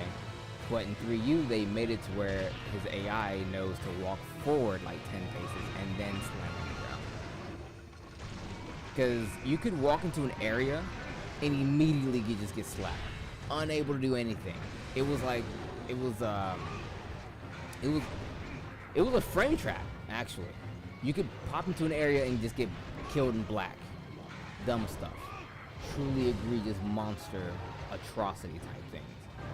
The Holocaust. Like real stuff. It was the stuff of nightmares. It truly was. Like imagine barely fighting this monster, getting all the way to the end of the fight. You're barely there, hanging on by a freaking thread, and you get killed on a black screen as you walk to an area.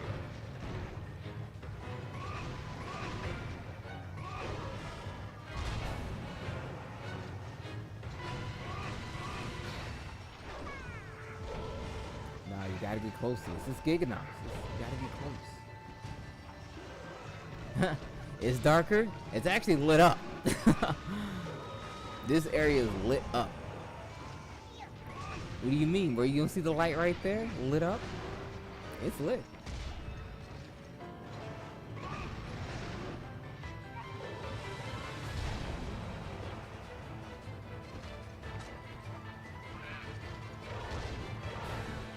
Ooh yeah! Ooh yeah! Yo, okay, box now you spin.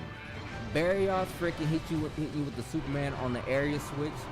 That was, bro. That was like priority icicle crash. Some dumb stuff. That stuff was absolutely terrible. Yo, send that man to jail with a G.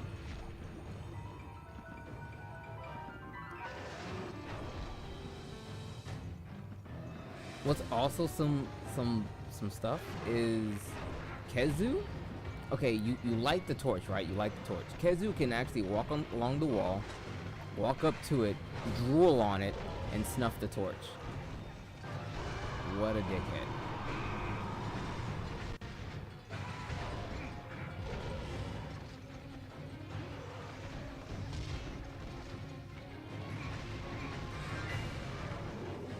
Yeah, you gotta lights and torches. What's wild is Monster Hunter Try, this game came out on the Wii. At the time, everyone, people had HD flat screen TVs, blah blah, whatever, yeah. But like for the Wii, it was a little weird because the inputs were off, so you had to run on like weird TVs. So like if you had like an old dusty CRT fatback TV, they weren't the most brightly lit monitors or computer or screens, if you will. So these areas were insanely dark. They were like pitch black. Oh, he's gonna die because I got this really good lance. Wait, hold on. Can I live it? I can live it. We're gonna do it. Okay. I went too fast, but like, yeah, boom. You could like walk in and just get slapped, bro. Like, ugh. Like there were many times where if you time it wrong and you walk in the freaking area, you just got bodied for free. Like, congratulations, get dumped.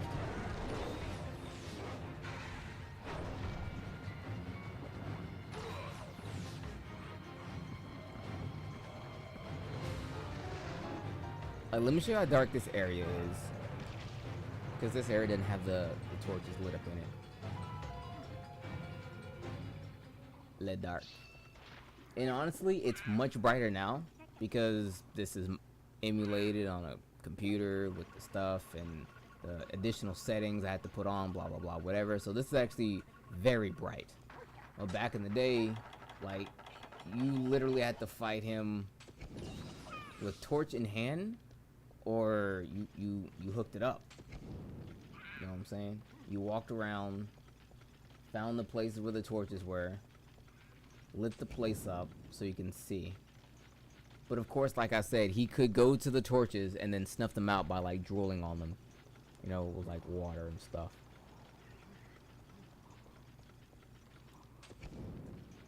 I think this is a sub quest. Yeah. Am I missing one? Oh no, I don't miss one. Oh shit, look who it is. What's up, bucko? 10 giggy, 5 eggs. I'm not gonna do the giggy, but I'll do the eggs.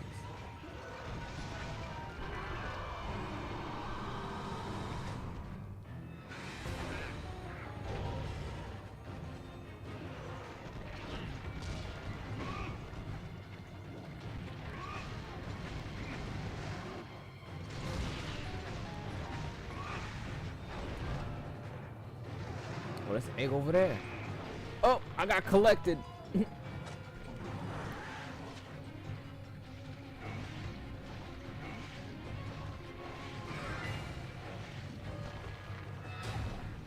gonna blow this egg up and get the juice. Yes, sir. There we go.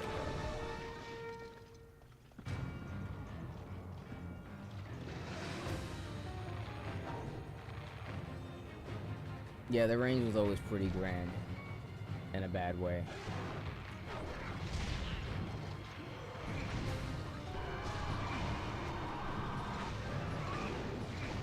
Also, another weird tidbit of Trilogic, you had to have evasion 2 to dodge roll to evade Giganox's roar, but in GU they changed where you only need evasion 1. Another small nuance thing that I remember, because, you know, whatever.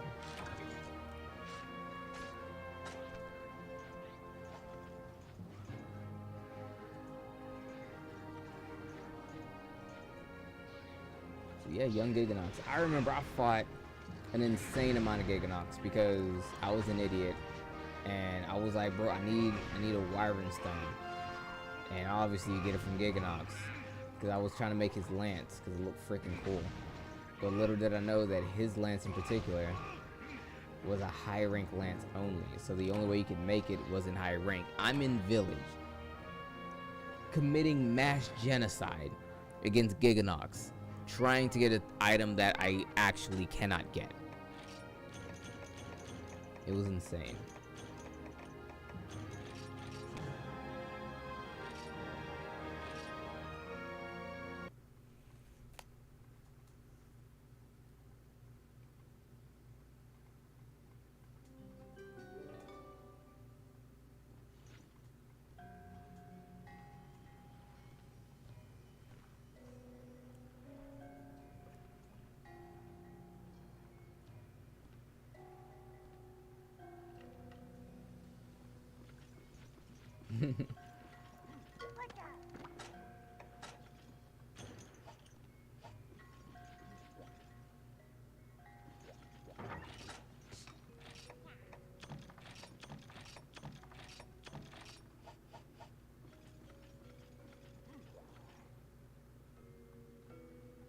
Yo, hopping into Dalamadur fight mid laser beam. That's terrifying. That's terrible.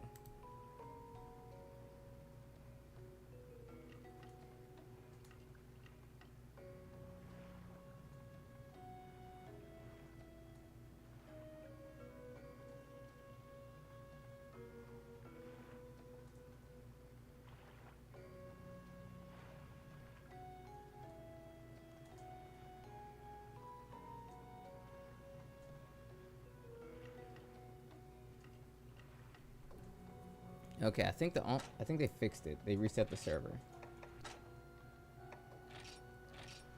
Sweet. So I'm gonna see if we can get in again. Yeah, there we go. We're in there.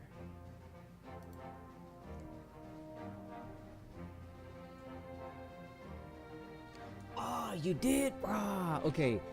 Did you have to like make the notification or no? I know you can like you can create a notification and then have your phone say, yo, this is the notification sound or whatever. So I used to do that. Oh, there was an app for that. Okay, sweet.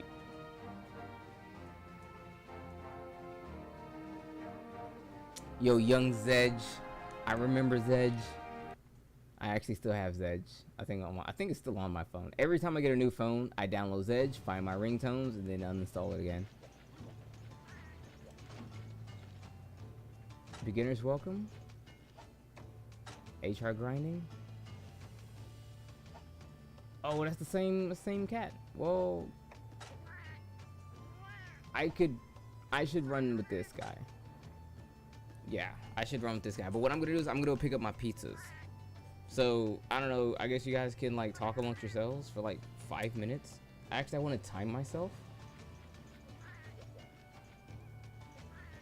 So I'm not gonna go in the city because he's gonna expect me to do stuff. But I'm gonna go pick up my pizzas. Like it's literally like down the street. It's gonna take no time at all. But feel free to leave if you feel the need to leave. I'm not keeping you hostage or whatever. Do as you please. I'm gonna run down and get my pizzas. I'll be back in like 10 minutes. So yeah, hang tight.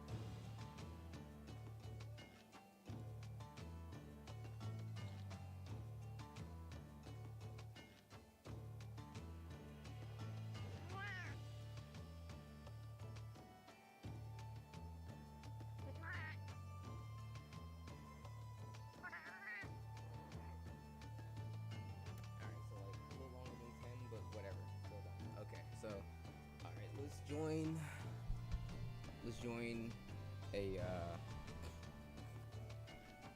thing. Room City. Let's do that. And my controller died in the process. Let's leave whatever.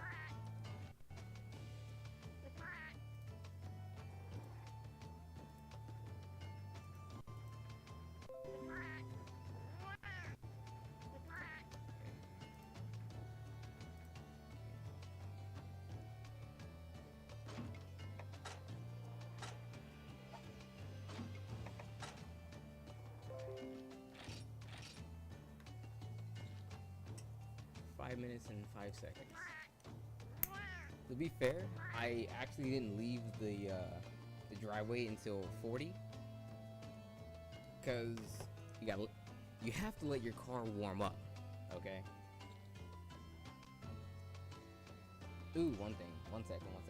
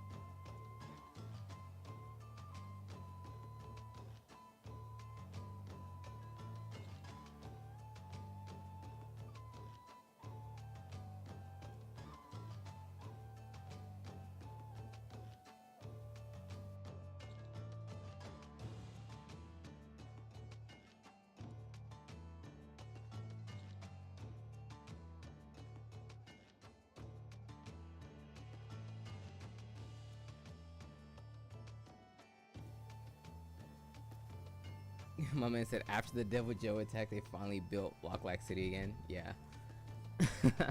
That'd be fun if that was actually like the lore behind it. Okay, so we got the pizza. Don't know what homie is doing, but I am here to play game. I'm broke, only 12 grand, so I would like to upgrade armor and stuff, but can't. Not yet, anyway.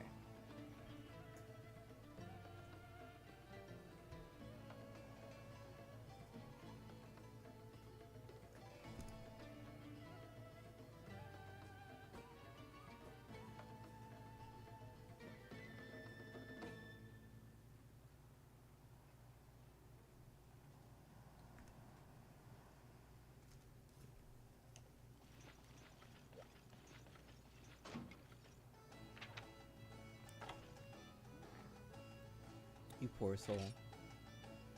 See, if they fix this, you know, if you could join in progress, that would be some serious heat.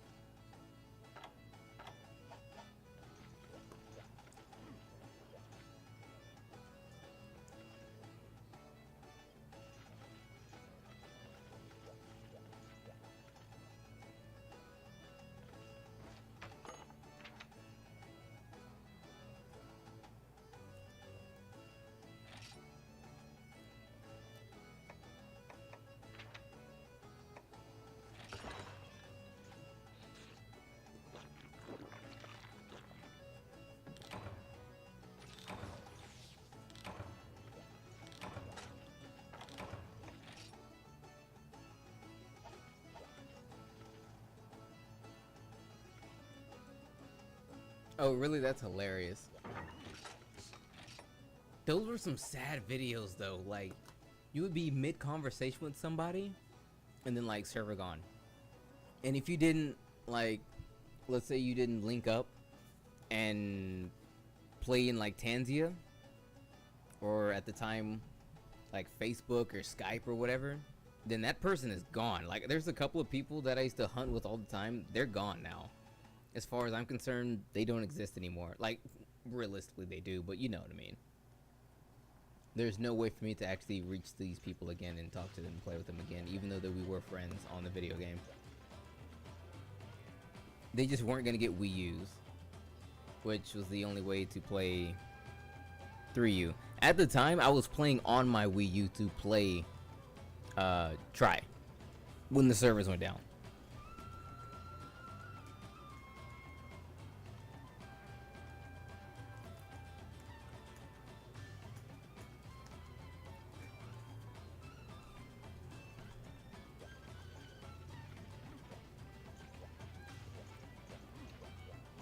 Dang, homie's really fighting this Rathalos.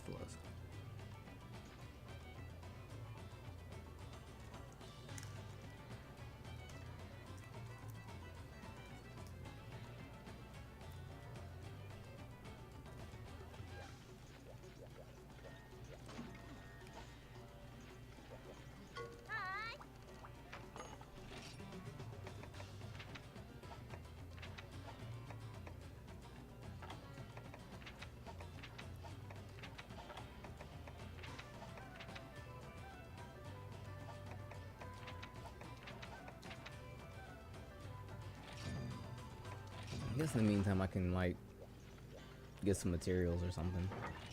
Do something while I wait on homie to come back.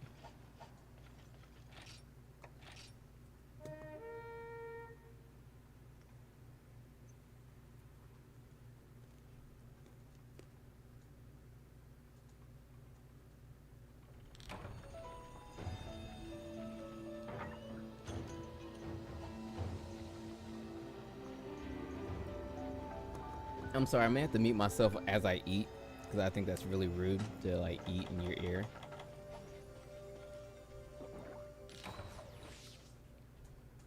Alright, later, Gunner. And yeah, send me the video if you can't find it, definitely send me that. I actually want to see that.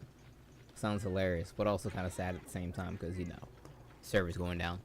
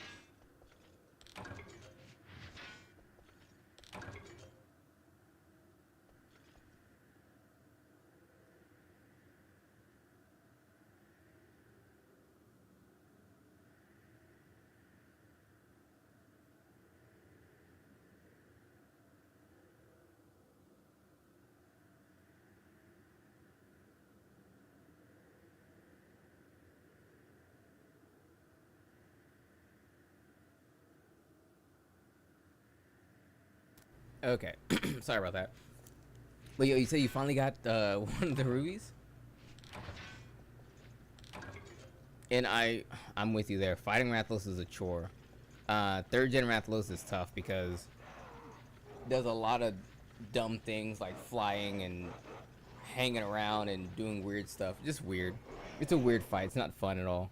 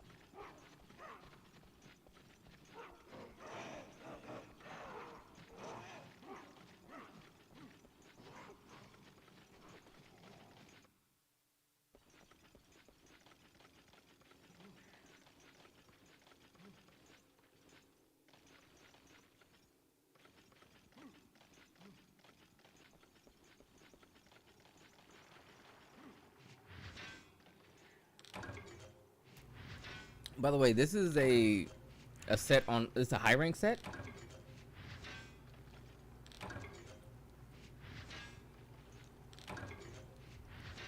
Oh yeah, bro. Who loves wasting time? So good at it. He takes to the sky, flies up really high, shoots a fireball, flies over here for a minute, shoots the 3 fireballs, slowly comes down to the ground, takes flight again, swoops over here, shoots a fireball, swoops towards you, wind pressure, swoops back up high in the sky again, 3 fireballs, or he'll do the funky toenail. Then after that, he'll do the around the world attack, and then maybe, just maybe, within this 10-minute like spread of all this crap, maybe he'll come touch the ground and you can hit him twice or something.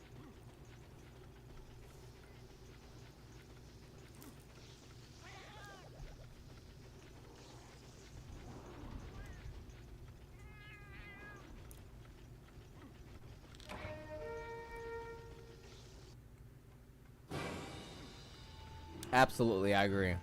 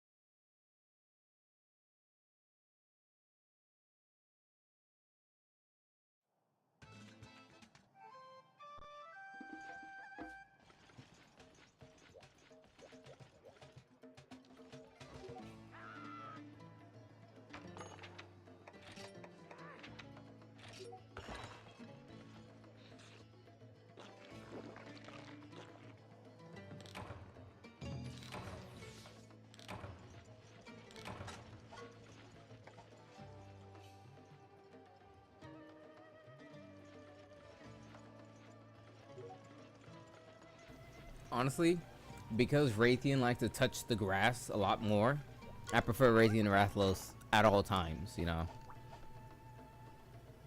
No matter what they do to her, no matter what weird attacks they give her, I still prefer over Rathalos because Rathalos just refuses to touch the ground.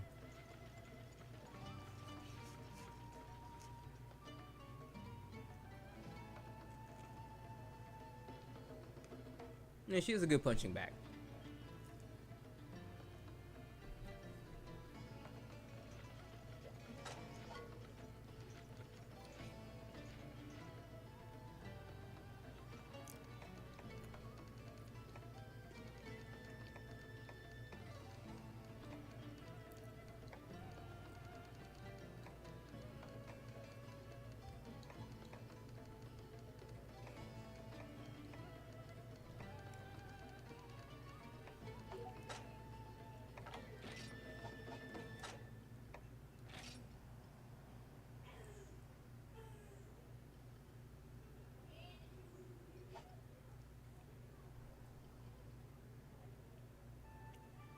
You know, at this rate, he might turn into a worm, which are like wyverns but with no legs. Dragons 4 legs, wyverns 2 legs, worms no legs. Those freaking legs gotta be vestigial at this point, right?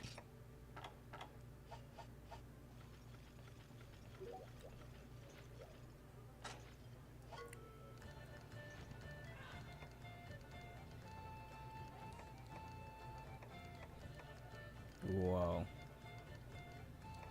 This song right here, I love so much. This is like my favorite Monster Hunter song, period. This one right here. Tiny little tune, nice and upbeat. All the instruments playing in the background. It just makes you feel, put you in the mood for being in like a tavern or something like that. I love this song.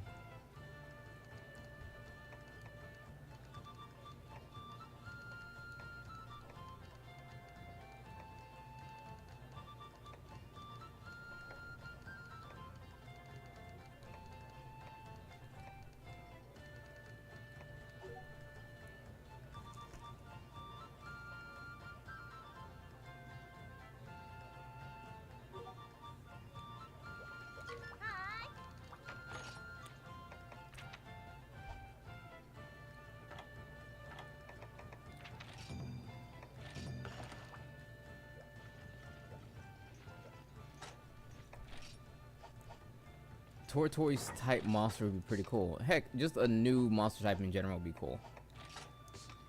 And I'm down for that. I truly am.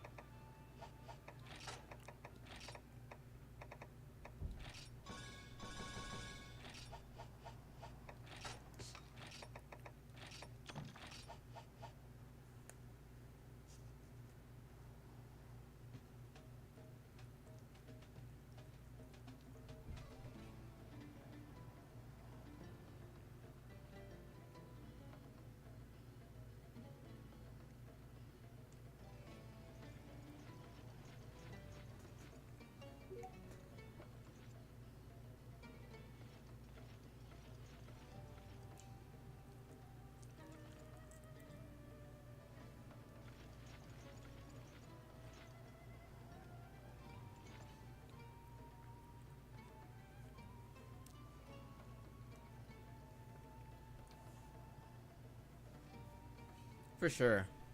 Like, can't you like fly with Tonfas? Some truly goofy stuff.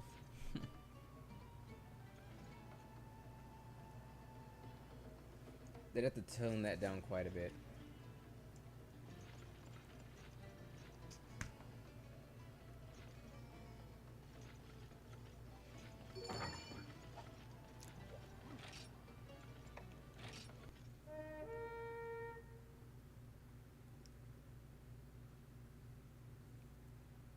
I don't even know what, like, Magnet Spice came out not too long before the Frontier shut down, right? So I can't recall how it actually plays.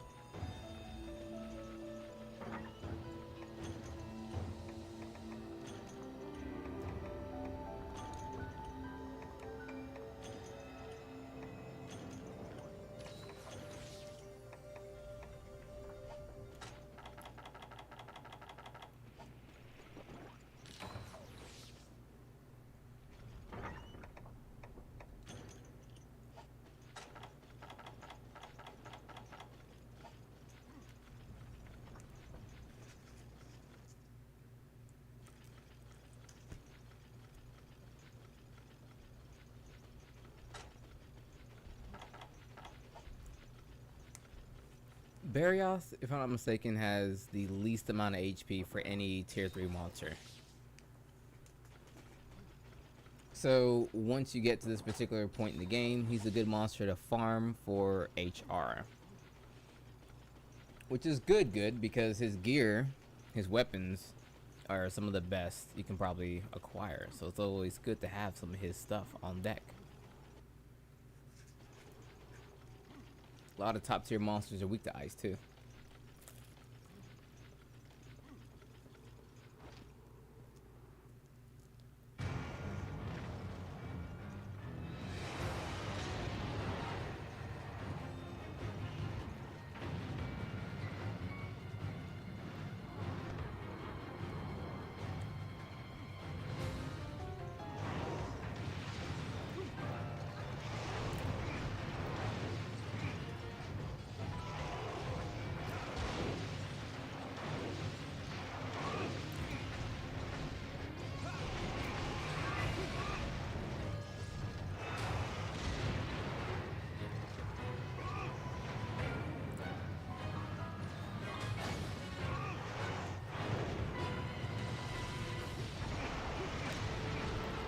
Oh, I need tails.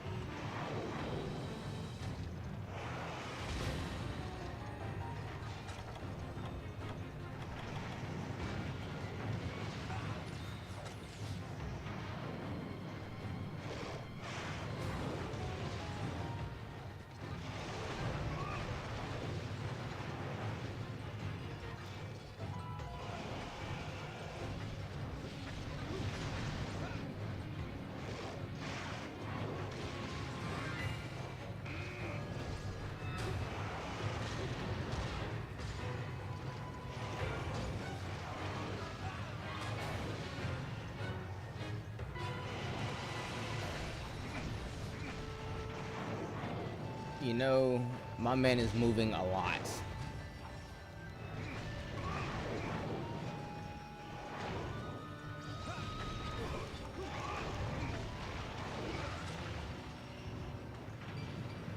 I know how you fix that is by breaking the arm blades, but I really want that tail.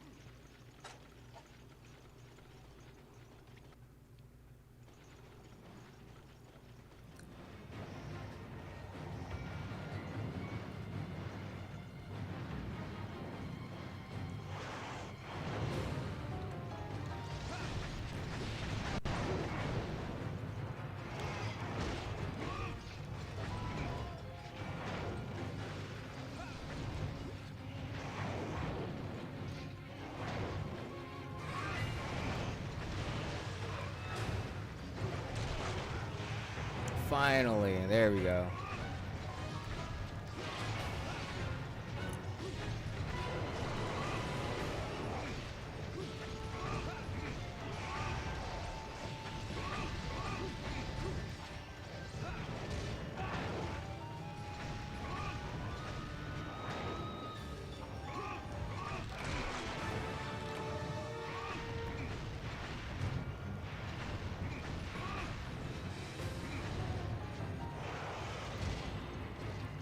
Now that we got one of the arms, got both of the arms. Now it's cooking time. We finna cook. Finna cook. There we go. Wow, it's like everything fell off at the same time. Crazy.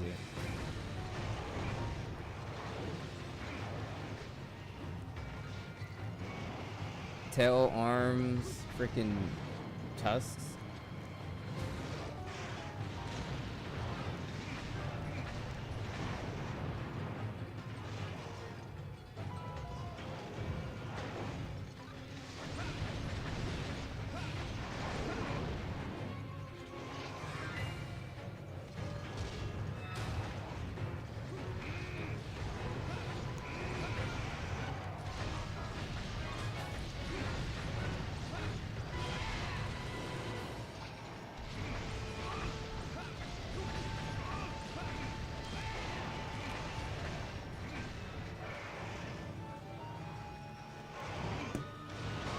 Oh crap, it's not what I wanted to do.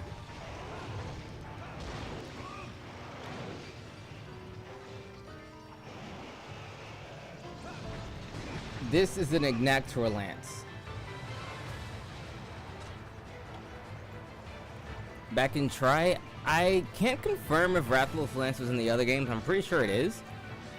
But back in Tri, there were only 2 Fire Lances, one of them being the Ignactor Lance and the other being an Event Quest Lance.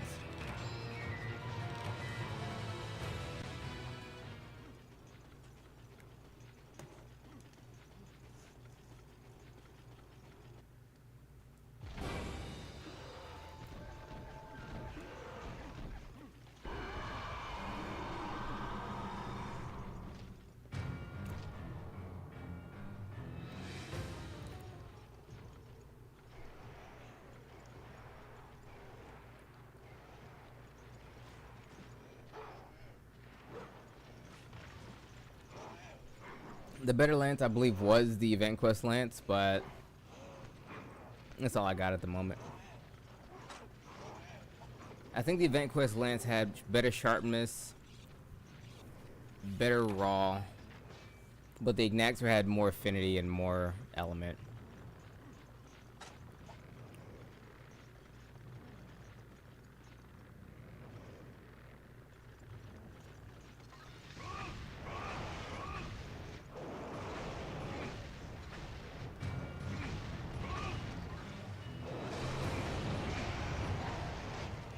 Oh, he's trapping him.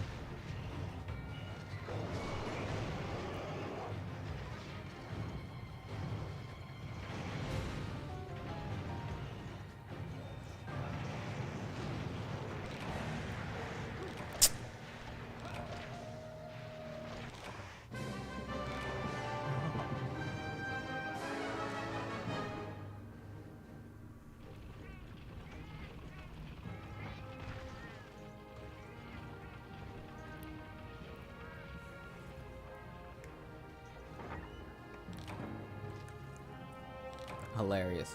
Oh, it was a cap quest. I totally forgot it was a cap quest. Bro. I forgot it was a cap quest. Damn.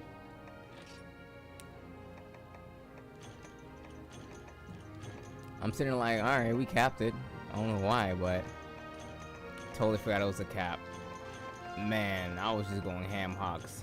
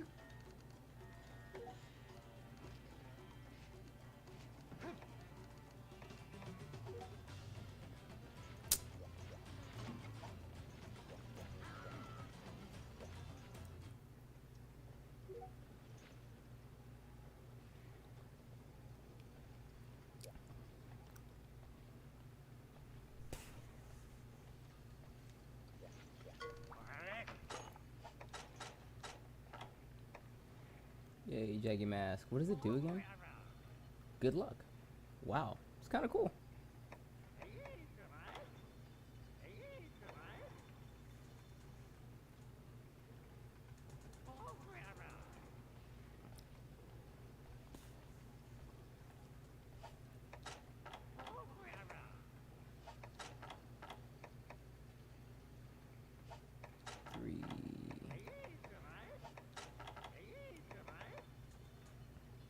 Okay, cool. I wasn't gonna make the armor, I was just checking it out. 1,000 apiece, damn near. Save on that a little.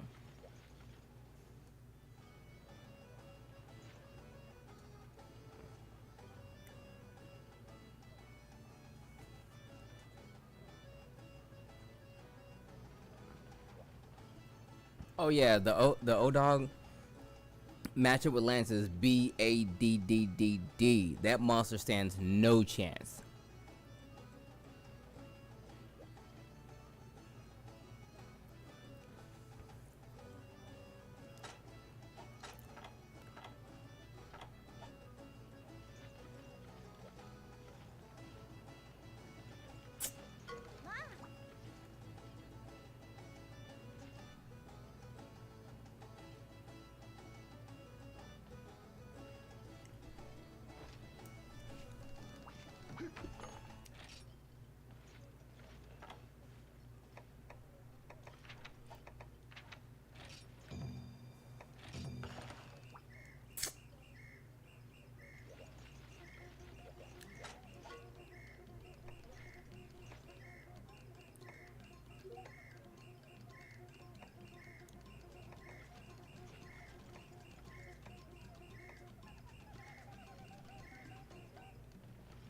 Who the fuck's the Z? Oh.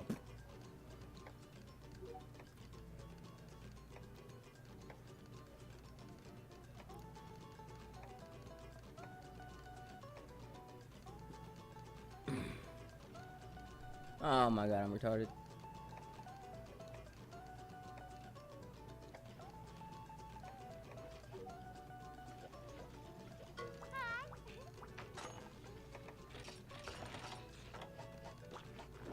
Actually, I don't think I need any laggy parts.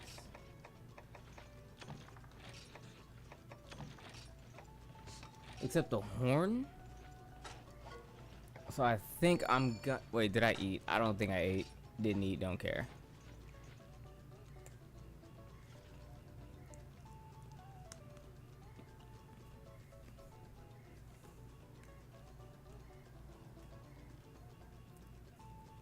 Yeah, I think I only need horns and tails. So I'm good.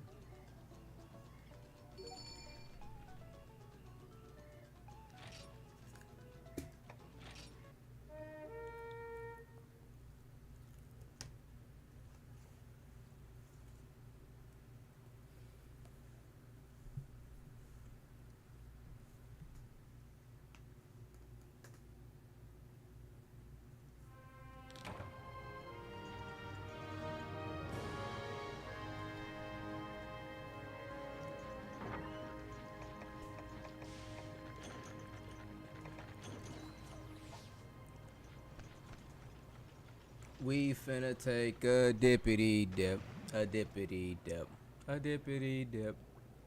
My favorite thing to do in this game is to take a dippity dip. Yes, sir.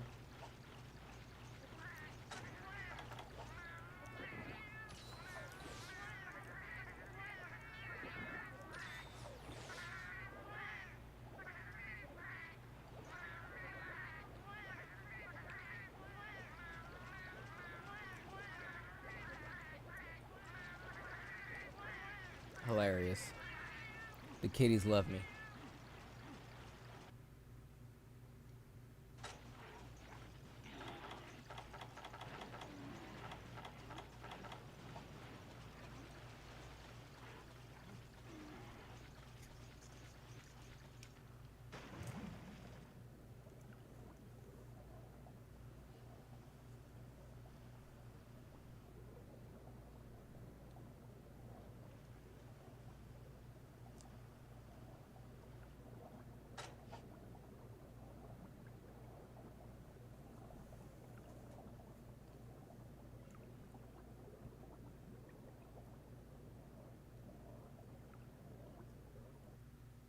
You know, that might actually be faster.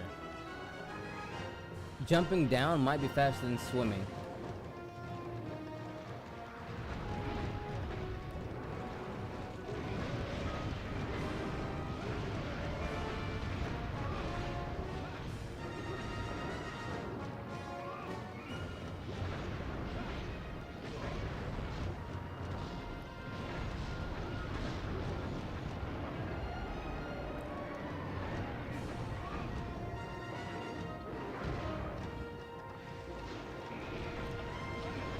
Not for nothing, the sound effects for fire sounds amazing. So beefy, it's like ursh, ursh, ursh, ursh, ursh.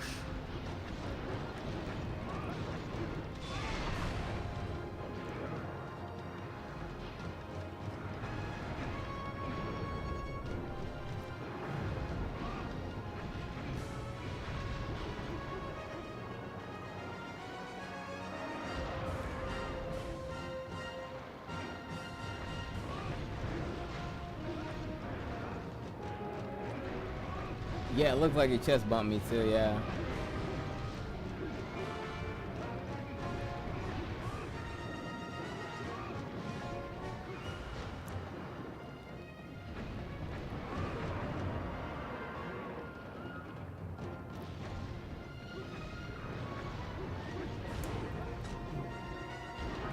Yeah, Dire was such a cool monster. I really hope they bring him back.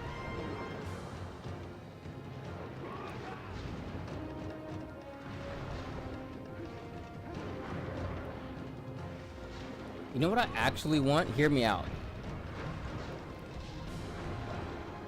I want a Monster Hunter remake. Like, it could be the very first game remade with like 5th gen mechanics, you know what I mean?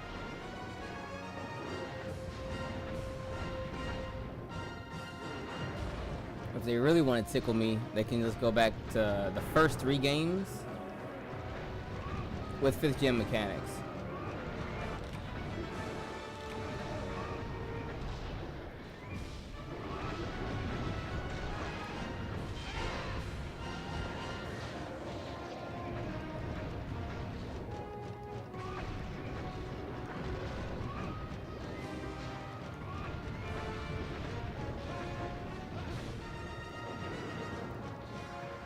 horn's still not broken.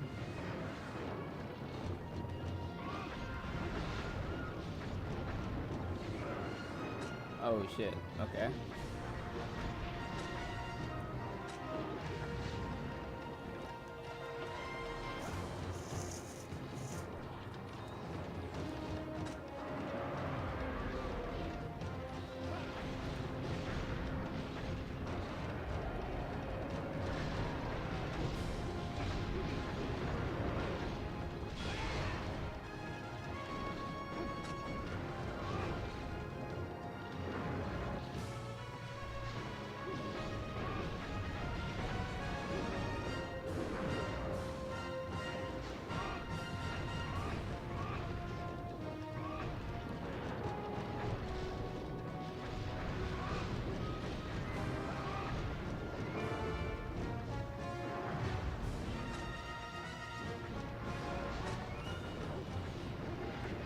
I love it when I do that.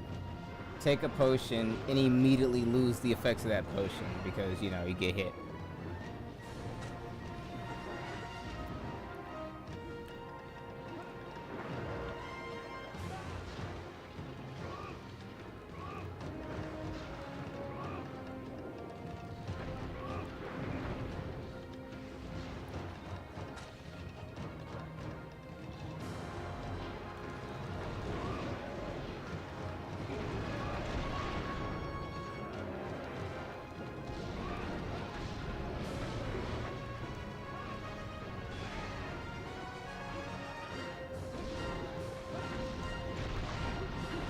So we got back, chest, hands, head. Now we need that tail.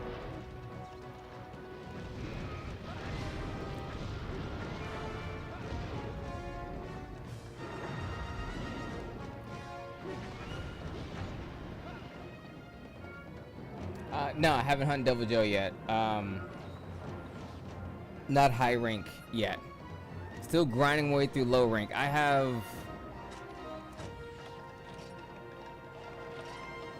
got 10 more levels to go through, 10 more HR to go through to get to high rank.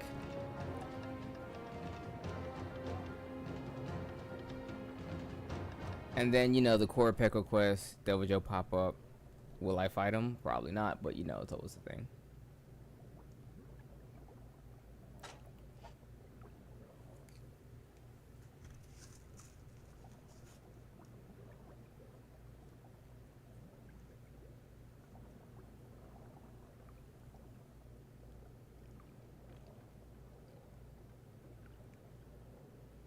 That is true. 3U Savage Joe was something different too.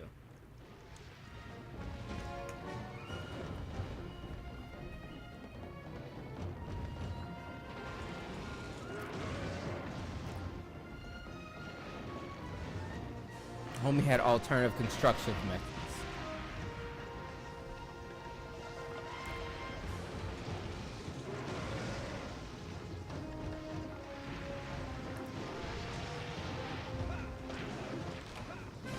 Yeah, I remember the first time I saw Savage.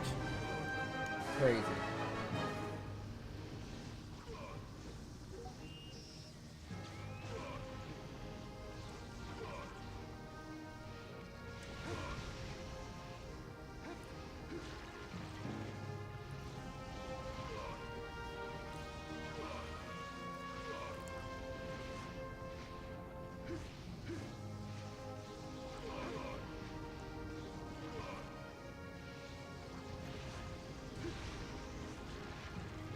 What initially threw me off for Savage was his breath being so wide, you know what I mean? His breath attack was like 30 feet long.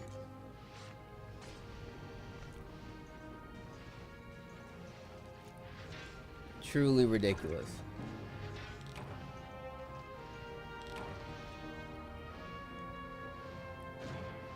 Yeah, bro, you saw the Manabra was like accosting me, bro?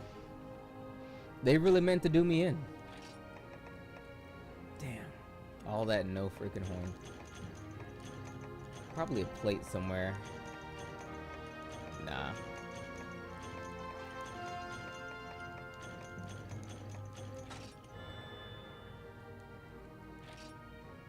You don't say.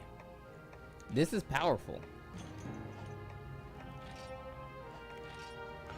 Heck yeah. That's essentially attack 5.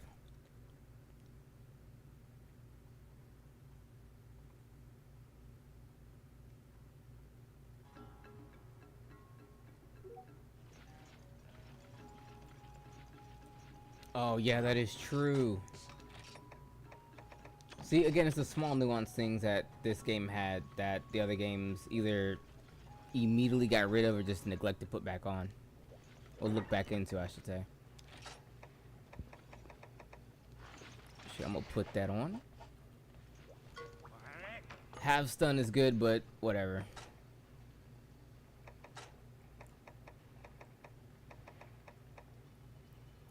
Wait, what is on you? Nothing. Okay.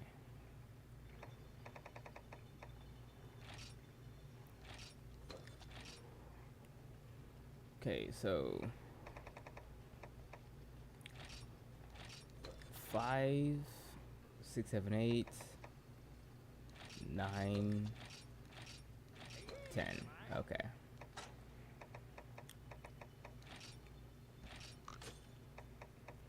Yo, remember when it used to actually cost money to put these things on, bro? It was really out there for our necks, bro. That's all I gotta say. It was really out there. It's on there? 1 point. Okay.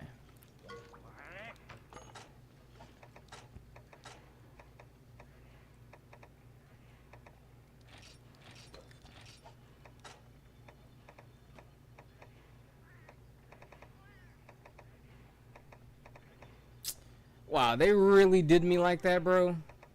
Put on the babble. We're gonna rock the babble. That is so... I'm actually upset. Still can't get it. Really? 1, 2, 3, 4. 4. Yeah, 4. I only get 4 on this set. Whatever.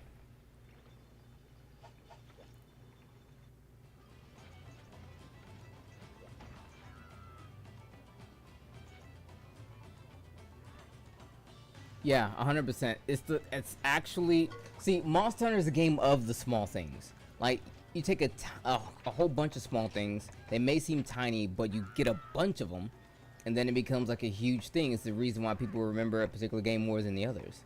Like, I'm not gonna lie to you, I don't remember Gen at all. Gen was just like arcade Monster Hunter Fighter, which wasn't bad. I mean, it's still a good thing to arcade on, but like, they took all the hubs, all the levels or whatever, put them all together and took away all the things that made them unique. You know what I mean? So like, well, not all of them. You could still dippity dip in the freaking hot springs or whatever, but like, you know what I'm getting at here. And then also did away with a lot of mechanics, so it's a little odd.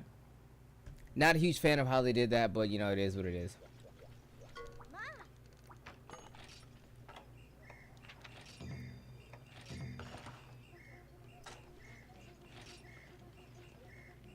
411, nice.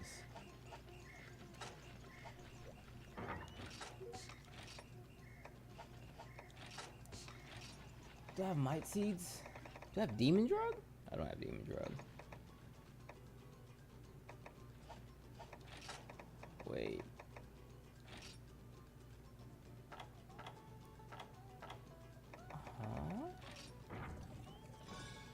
Deadass, really? And Catalyst was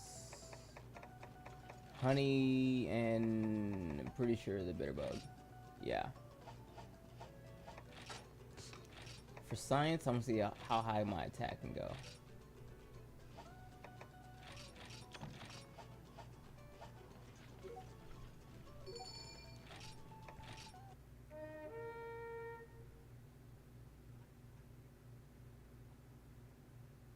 Yo, old school armor system is kind of crazy. I liked it though because like everything counted. Like, I get it. There's a lot of things that the newer games did that made the game easier. 100% I get it. You know what I mean? It's supposed to streamline the experience, but like there's certain things I kind of feel should still be a thing. Like, I do like the new armor system, Don't get me wrong, but I still have this weird spot for the old armor system. I kind of like it. It allows you to not necessarily make something super uniquely your own, but it tones down the hunter's capabilities a bit, because the problem I was having with a lot of Monster Hunter games, we topped out. Crazy. I'm topped out. Okay. But the problem I was having with a lot of things for the newer Monster Hunter games was that, like, okay, you yourself become so strong that the monsters themselves are just like, please take it easy on me. You know what I mean? So, like, when you look at things like Monster Hunter Iceborne Fatalis armor, and you're like, yeah, I totally need all these fucking skills. Nah, man. Take it back a bit. I don't know. There's a case can be made for both sides of the ball. I'm more on the other, but I do not want to see the... Well, I'm more for the former, the old system, but I do not want the latter, the new system, to go away. You know what I mean? Like, I don't know. It's kind of odd. Like, I don't know how to, like, marry the two. I want to marry the two, but I wouldn't know how to marry the two. I like the uniqueness that the other one had, where you had to, like, really forge, like, some heavy shifts to get, like, your skills the way you want it. And the new system allows you to, like, free versatility.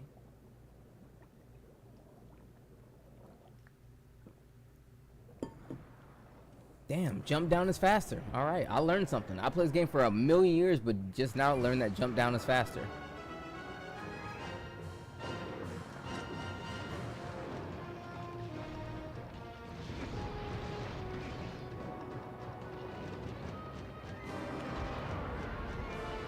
Oh yeah, old armor system, you definitely was wearing a nice clown suit. Absolutely. If you want a real solid, extra juicy build, excuse me, set, wow, I'm going to hell for that. You had to have a bit of a clown suit kind of thing going on. In some cases. I know I did. I had some cut cool legs because they were the only ones that gave like a particular number of a thing, just to make it work. I remember I had a high rank piece of Tigrex helmet because it was the only one that gave X amount of the thing that I needed. No, I think it was a chest, but whatever.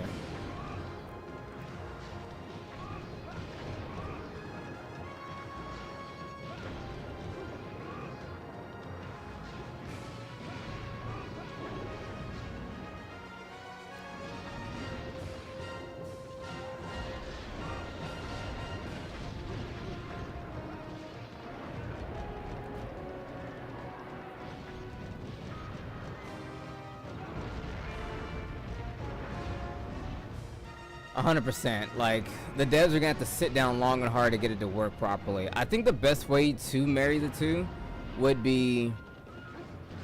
Okay, you see how in Sunbreak everything seems turned down a bit? They'd have to turn it down some more.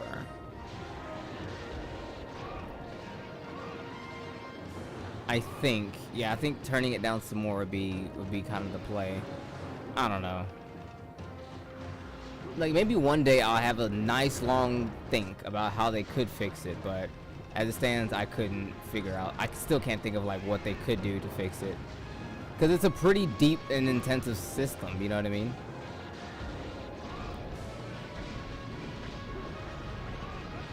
It's essentially the core behind the armor you wear.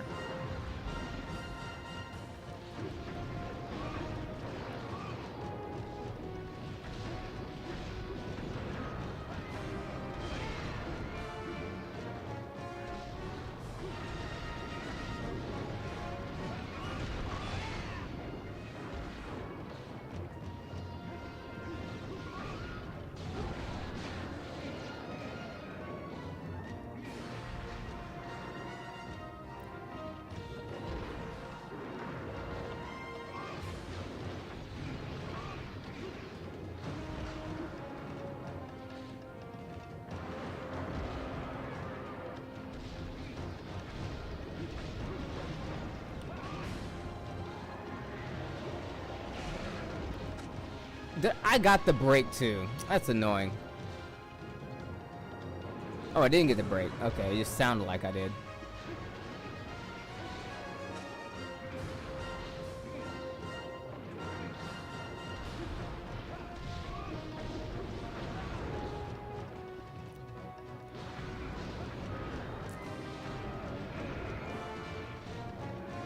You know, maybe... Like, okay, so I was kind of thinking Like, I had this thought for a different game. I won't shy away from what the game was. It's Pokemon.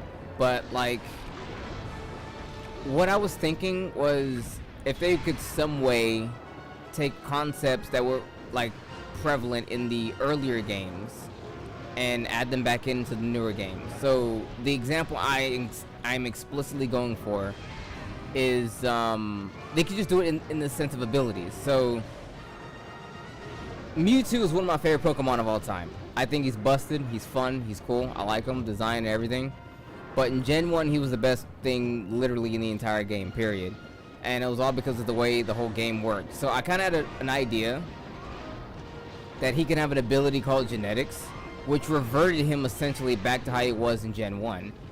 Special being one stat, Amnesia doing both, increasing both defense and offense, like double, and all the weird janky stuff that was in Gen 1. Just give him that in an ability.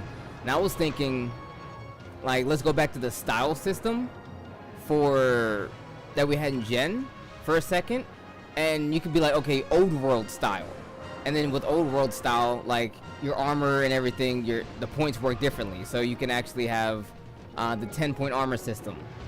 But by having the 10-point armor system, you had a, like, let's say in some cases you had a greater buff. So, like, attack large is like more attack than what you would get out of, like, the new world armor system max attack. So 7 points in attack, new world system, let's say, gives you like 20. Max attack up large would instead give you like 25. You know what I mean? Like, you would get bigger bonuses on skills, but you in turn would just have less skills. You know what I mean? Did that make any sense? That's how I would kind of do it, in a way to have them both coexist at the same time. Just a thought, you know. As I was sitting here slapping this Lagiacrus, I just had that recollection there. So maybe it'll work, maybe it won't. Don't know.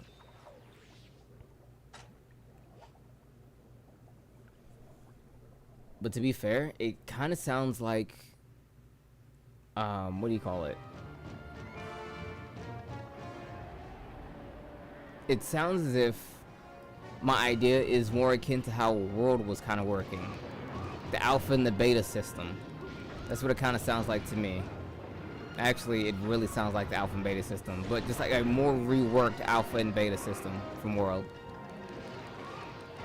Interesting.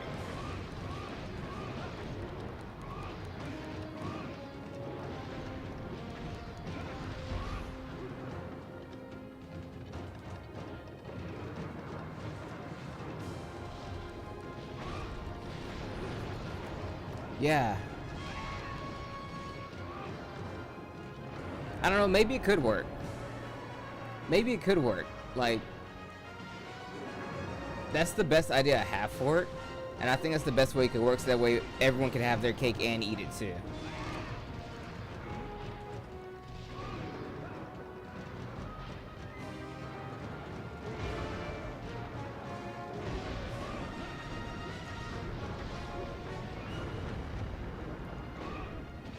I mean, it sounds pretty good on paper, don't it? Yeah.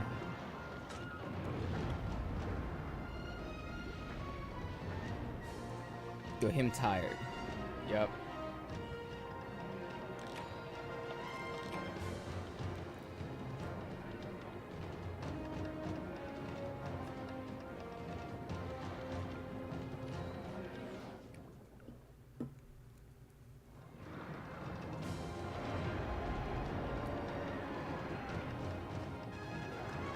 But yeah, Sunbreak and Iceborne, they toned down the skills a bit, balanced it a lot better. I'm more of a fan of how they did it in this game.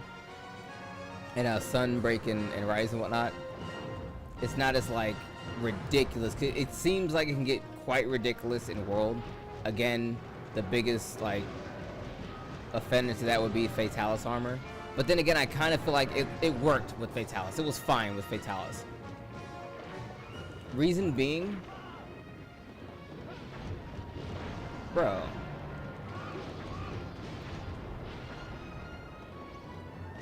the reason I think the Fatalis armor worked was because it was the end of the game, the end of everything, the last hurrah. Here's some broken stuff, you know what I mean? Just run it. It's broken. Like, it's fine because it's Fatalis, because there was nothing left after him. You can have, like, literally God mode on. It doesn't matter. It's just fate. Like, what else are you supposed to do? You know what I mean? So I was okay with the Fatalis. But the power creep that Iceborne had was insane. Things kept getting turned up to 11, and then 12, and then 13, so it just made sense at the end they had Fatalis be incredibly broken and just said, yep, this is it. Dumb stuff.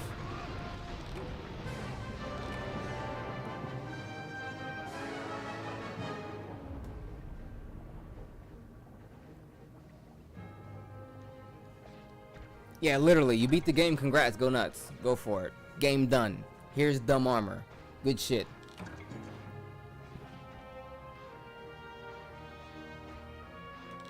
Overall difficulty?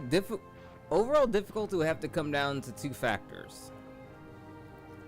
The monsters and the players. I know that sounds incredibly stupid. Like I know you're rolling your eyes like, really, that the monsters and the players? Are you stupid? No duh, idiot. Well, hear me out for a second. So, what makes a game hard?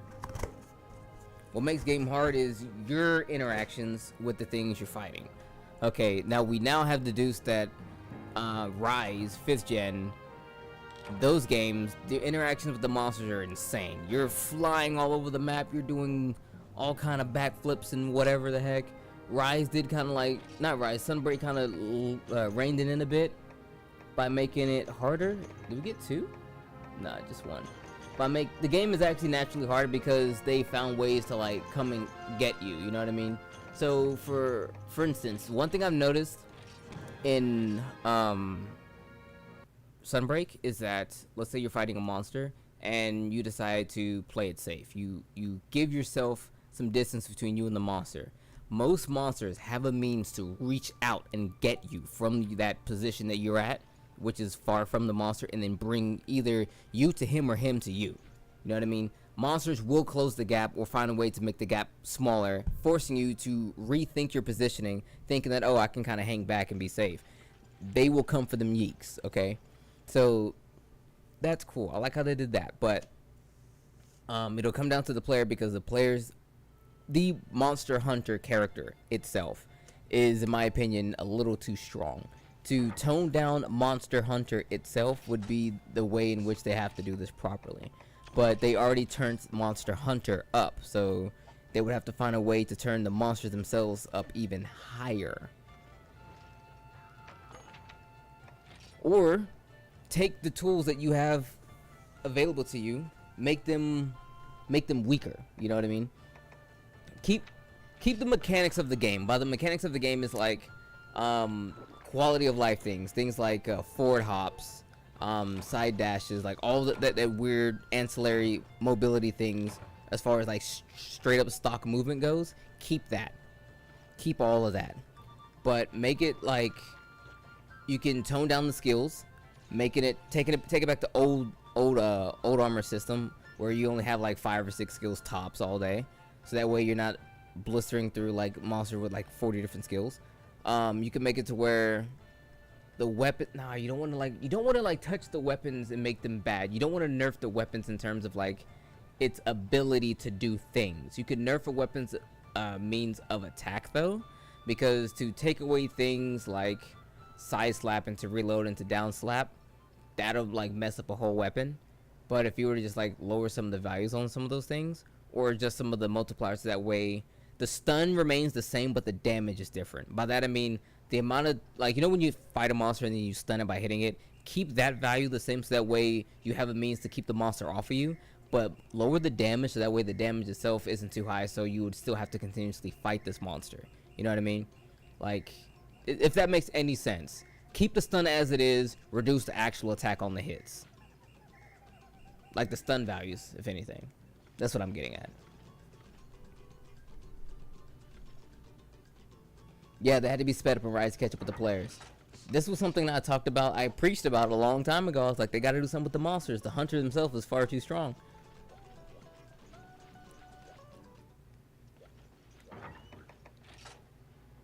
Alright, this attack up is kind of cute, but I'm gonna throw the spiral heat back on.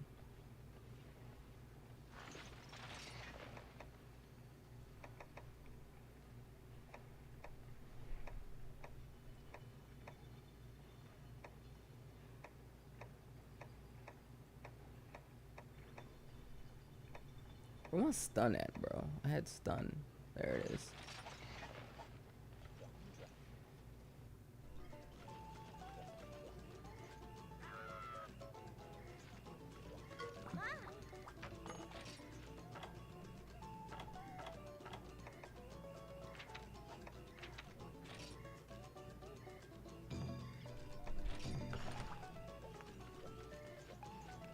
I keep doing that, bro. I keep forgetting.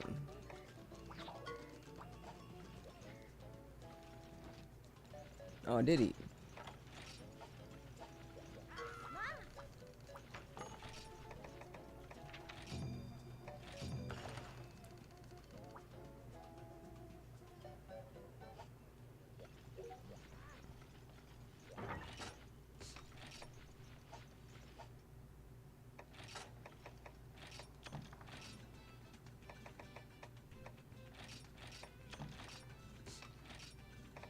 How many herb? Yo, let's go. I got plenty herb.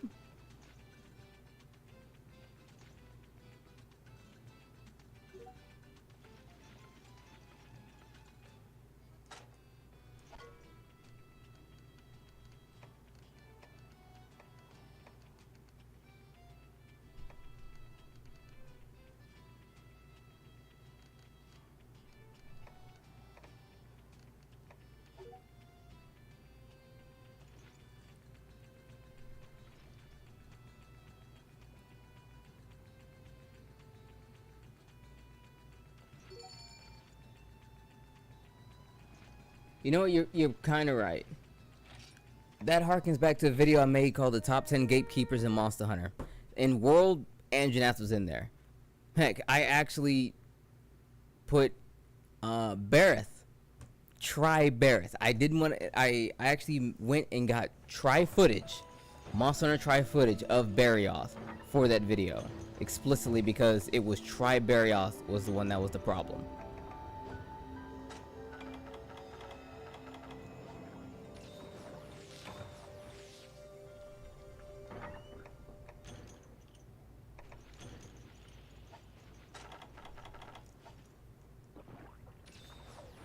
But yeah, after Andrew, can't really think of anything else. Yeah, you're probably right. Maybe Luna. Luna was busting some ass. Actually, if every monster came in as tough as Luna, game would be good. Luna was tough for a lot of people. Rightly so. She was a tough little beastie. But then again, at the same time, with the same breath, that was an Elder Dragon.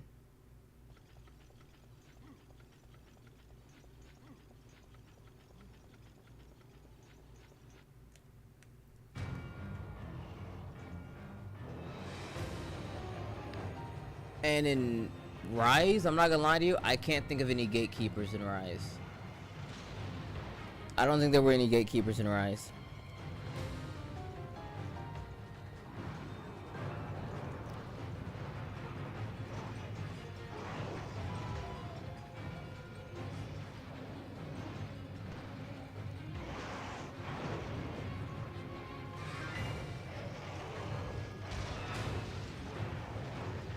Ooh, the rare ground level fight. You don't see this often.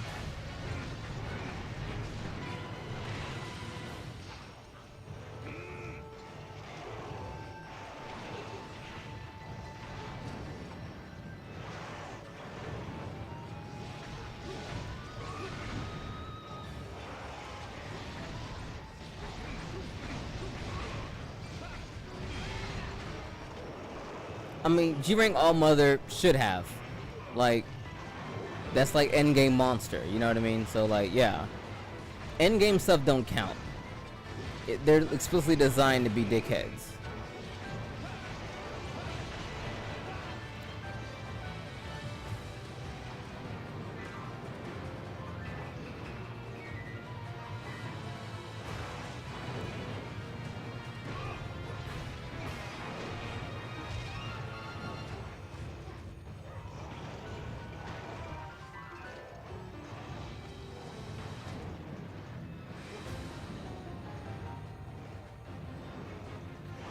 Yeah, Luna was really spreading cheeks, pause, and like making people quite uncomfortable.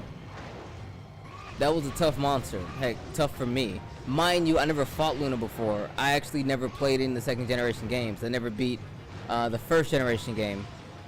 Try was actually the first monster game that I beat. I played Monster Hunter, and then I played Freedom, but never beat them.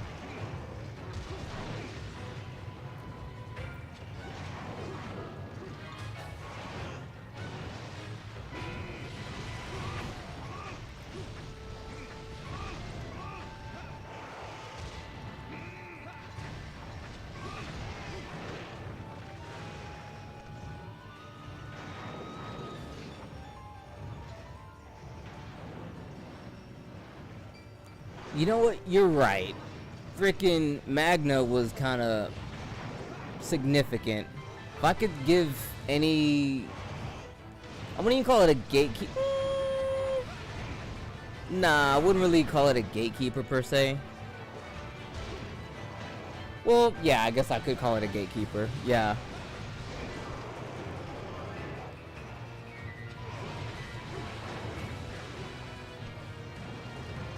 But to be the only one for the game and be in so late, I don't even know. Usually gatekeepers come a little early on, like huge jumps from like skill levels. Like Barrett was insane because before that, bro, you fought a Jaggy and you fought a Korapeko. Korapeko was tough because he could fly away. First time you fought a flying monster. Barrett was tough because he was healthy and he hit really hard and he moved around a lot. Andrew was tough because, again, before that you were fighting babies. And then out of nowhere you get to fight this big, meaty slapper of a monster. Took like millions amounts of damage. Gave millions amounts of damage back. Had that one attack where he throws his nose in the ground that does a quadrillion every time he hits you with it. And like the monster follow for him was like Kutku or something. Or Kulu. Actually, I think the monster fought before him was like Puke. You were fighting Puke, and Tobi Kadachi. Then out of nowhere, freaking Andrew.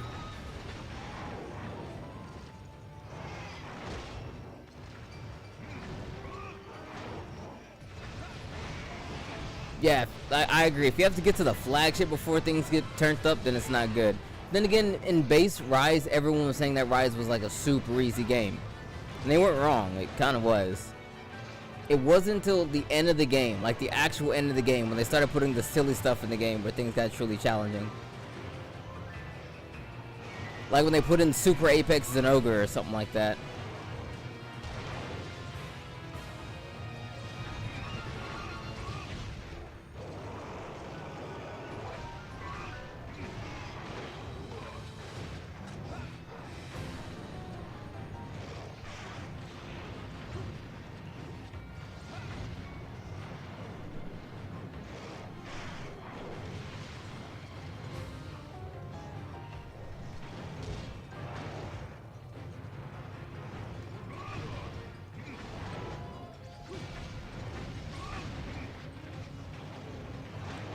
Like, I want to cut this man's tail. I really do. But the claws got to come off so it can slow down.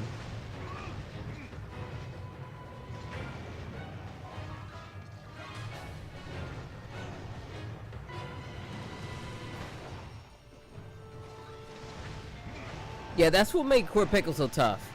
First you're fighting Korapeko, second you're fighting literally a demon. You know what I mean? At the drop of a hat. Oh.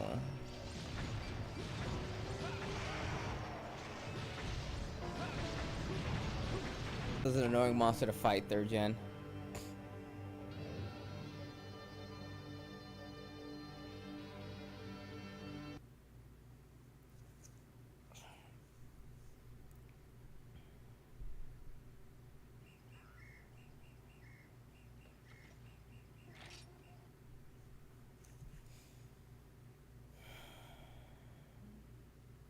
Wow.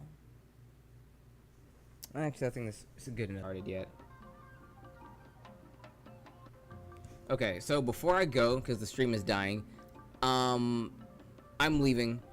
We won't stream for a while. maybe till the weekend or whatever. It'll probably be more of this if necessary, but till then I will try to get at least one video out for you guys this coming week. That's all I really got. Sorry I couldn't get to all the questions, and I'd like to talk more, but yeah, that's all the time I have because but you all take care. It was great to see you all again and talk some more. Thanks for good content, honestly.